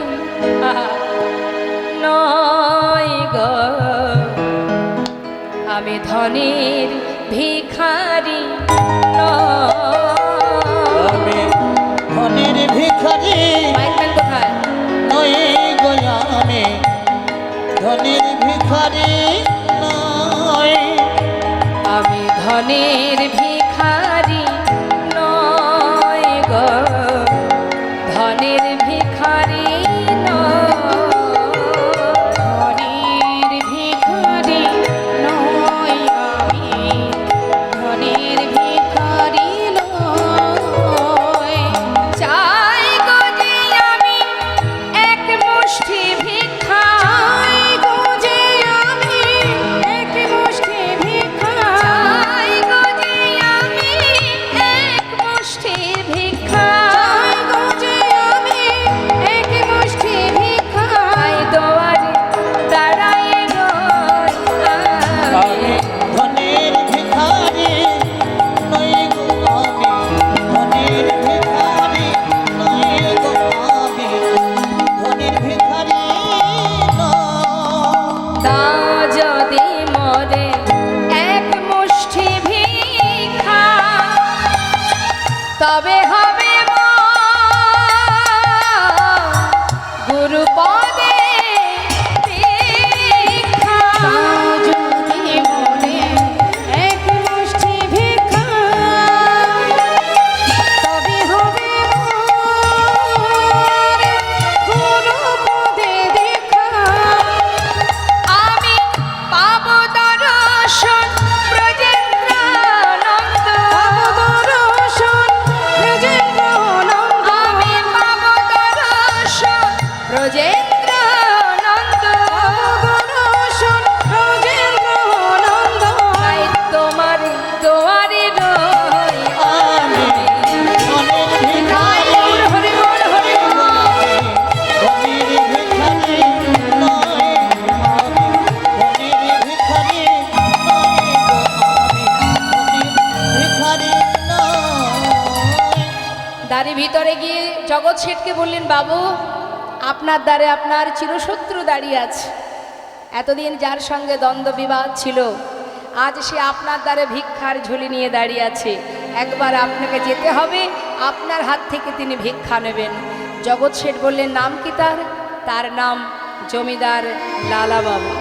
বলো কি, সে আমার দ্বারে দাঁড়িয়ে আছে? হ্যাঁ, আমাকে একবার নিয়ে চলো, নিজে আমি দেখতে চাই, নিজে সাক্ষাৎ দর্শন করতে চাই। দ্বারে এসে যখন দাঁড়িয়েছে জগৎ শেঠ, লালার সেই বেশ দর্শন করে মুখের দিকে তাকিয়ে এক দৃষ্টিতে চেয়ে শুধু জিজ্ঞাসা করছে, তুমি সেই মস্ত বড় জমিদার লালা, আজ আমার দ্বারে দাঁড়িয়ে আছো এখনো বেশ পরিধান করে। জানি না এই বেশ এ কি তোমার প্রকৃত বেশ নাকি কোনো ছলনা? কোনো ছলনা করে আসনি তো? বলে উঠল, বন্ধু, এমন কথা বলো না। না না, আসিনি আজ তোমার কাছে বন্ধু কোনো ছলনা। ঘাটের মাঝি পার ঘাটাতে বসে ডাকছে আমার। হরি বল হরি বল। আসিনি আজ তোমার কাছে বন্ধু কোনো ছলনা, হরি বল। ঘাটের মাঝে পার ঘাটাতে বসে ডাকছে আমার। যে দেখো বন্ধু গো,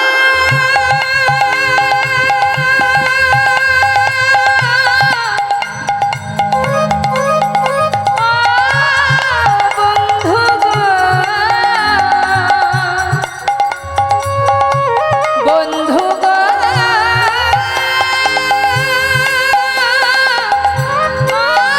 বন্ধু গো, দেখো যদি এক মুষ্টি দাও গো ভিক্ষা, ও বন্ধু তবে হবে গুরু পদে দীক্ষা। যদি এক মুষ্টি দাও গো ভিক্ষা, তবে হবে মন গুরুপদে দীক্ষা। যাই গো আমার বেলা বয়ে যায়, যাই গো আমার বেলা বয়ে যায়। ঘাটের মাঝে পারে ঘাটাতে বসে ডাকছে আমার। ঘাটের মাঝি পার ঘাটাতে বসে ডাকছে আমার। এই ঘাটের মাঝে পার ঘাটাতে বসে ডাকছে আমার। ঘাটের মাঝি পার ঘাটাতে ডাকছে আমার। ঘাটের মাঝি পার ঘাটাতে বসে ডাকছে আমার। বসে ডাকছে আমার। বসে ডাকছে আমার। জগৎ শেঠ কোনো কথা না বলে এক মুষ্টি তন্ডুল মানে চাল লালার ঝোলাতে ভিক্ষা স্বরূপ দান করলো। আর যেই না পেয়েছে ভিক্ষা, আর কোনো দিকে না তাকিয়ে সেই ভিক্ষাটুকু বুকে জড়িয়ে ধরে, বাবাজি বাবাজি, এই দেখো এনেছি আমি, এবার তো তুমি ভিক্ষা দাও। আমি ভিক্ষা করেছি, আমি পেরেছি বাবাজি, আমি ভিক্ষা করতে পেরেছি।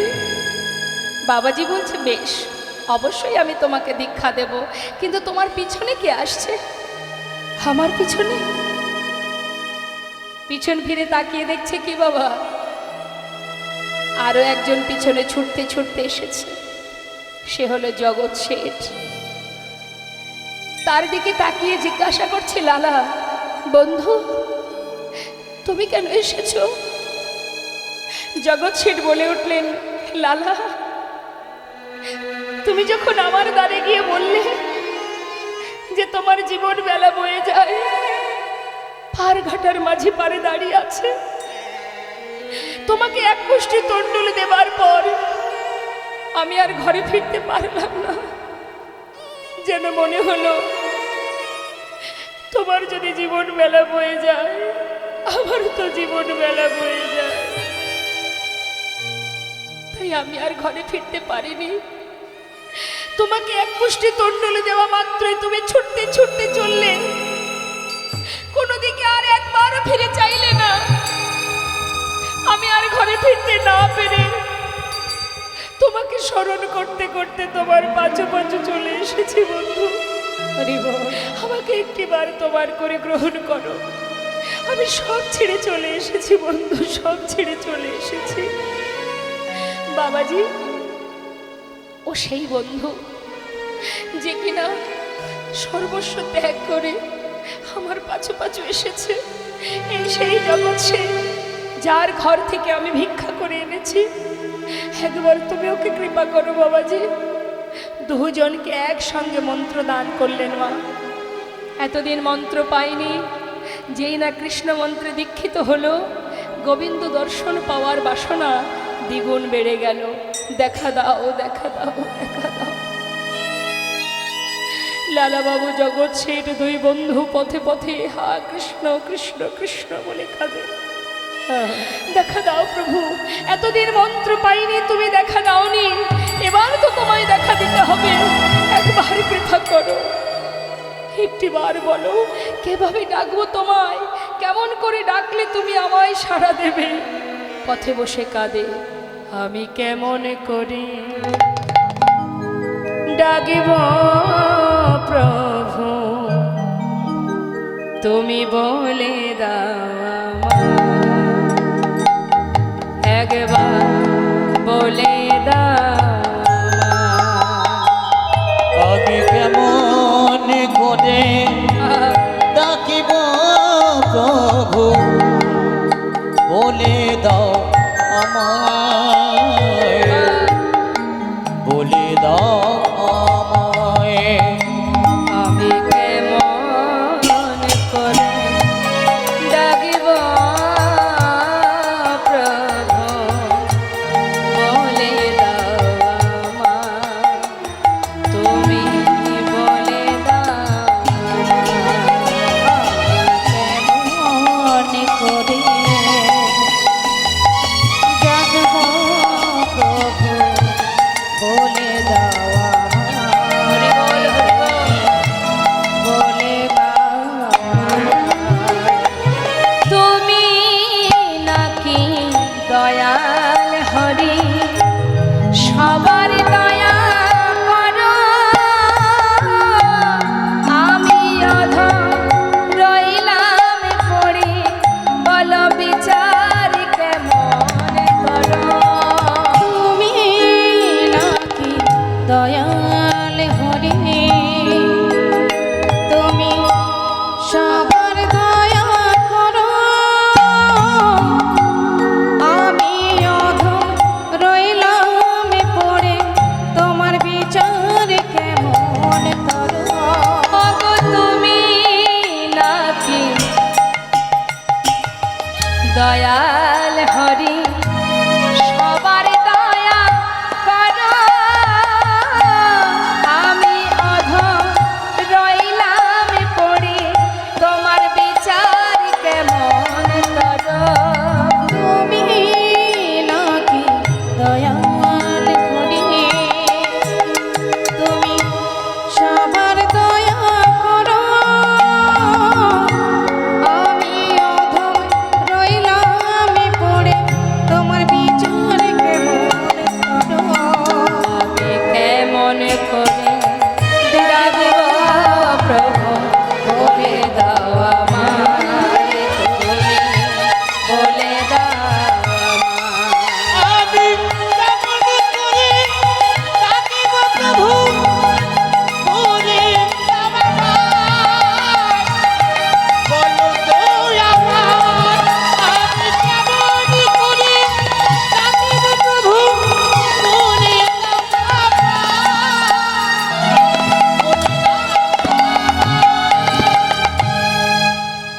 প্রতিজ্ঞা করলেন, তুমি যদি দেখা না দাও এ প্রাণ আর রাখবো না। দেখা দাও, দেখা দাও বলতে বলতে যাচ্ছে যমুনার ঘাটে প্রাণ বিসর্জন করবে। যখন যমুনায় প্রাণ ত্যাগ করতে যাচ্ছে, জগৎ শেঠ বললেন, বন্ধু মরতে যদি হয় আমাকেও সঙ্গে করে নাও, দুই বন্ধু একসঙ্গে যমুনায় প্রাণ ত্যাগ করব। যখনই দুজনে জলে নামছে মা, তখন কি আর গোবিন্দ দূরে থাকতে পারে?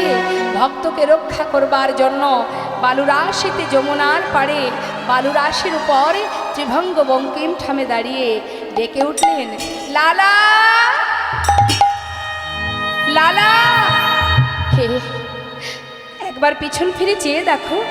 যেই বলেছে পিছন ফিরে চেয়ে দেখো, পিছন ফিরে চেয়ে দেখছে অনাদি আদি গোবিন্দ, বিশ্ব ব্রহ্মাণ্ডের মালিক, সর্বকারণের কারণ পূর্ণ ভগবান কৃষ্ণচন্দ্র ত্রিভঙ্গ বঙ্কিম ঠামে দাঁড়িয়ে যমুনার জল থেকে উঠে দুই বন্ধু একসঙ্গে প্রভুর চরণটা জড়িয়ে ধরলেন। দয়াময়,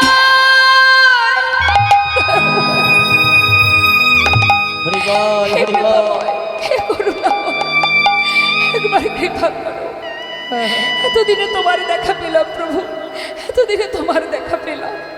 এসো প্রভু, এসো, তুমি শুধু আমার চোখের সামনে নয়, আমার হৃদয় মন্দিরে এসো। দুটি বাহু প্রসার করে ডাকছে প্রভুকে। হে প্রভু, একবার যুগল মূর্তি দর্শন করাও। তুমি একা কেন এসেছো?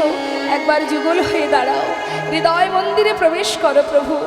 মামা অন্তর মন্দিরে এসো, এসো মাধব কৃষ্ণ গোপাল, এসো মাধব কৃষ্ণ গোপাল মম অন্তর মন্দিরে তুমি এসো, এসো মাধব কৃষ্ণ গোপাল, এসো মাধব কৃষ্ণ গোপাল এসো, এসো তুমি এসো হৃদি মাঝে, অন্তর জামি হরে প্রাণে প্রিয় রাধে। এসো এসো তুমি এসো হৃদি মাঝে, অন্তর জামি হরি প্রাণে প্রিয় রাজে। অধরে বাসিয়া মধুর ওই হাসিয়া, ধরে বাসিয়া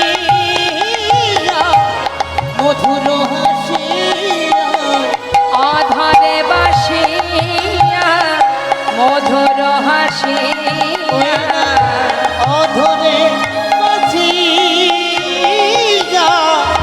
মধুর হাসিয়া এসো, এসো কৃষ্ণ গোপাল, এসো মাধব কৃষ্ণ গোপাল। হরি বল, হরি বল, হরি বল। এসো, এসো মাধব কৃষ্ণ গোপাল, হে রাধানাথ, রাধানাথ, রাধানাথ, হে গোবিন্দ,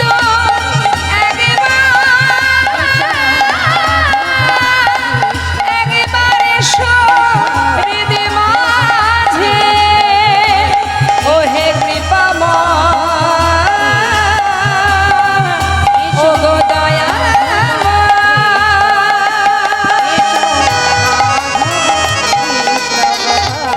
এসো মাধব কৃষ্ণ গোপাল। দর্শন করলাম আমরা ভক্ত ভগবানের মধুর মধুর এই লীলা। মহাজন বললেন, এই লীলা দর্শন করে ভক্ত আর ভগবানের মিলন হইল।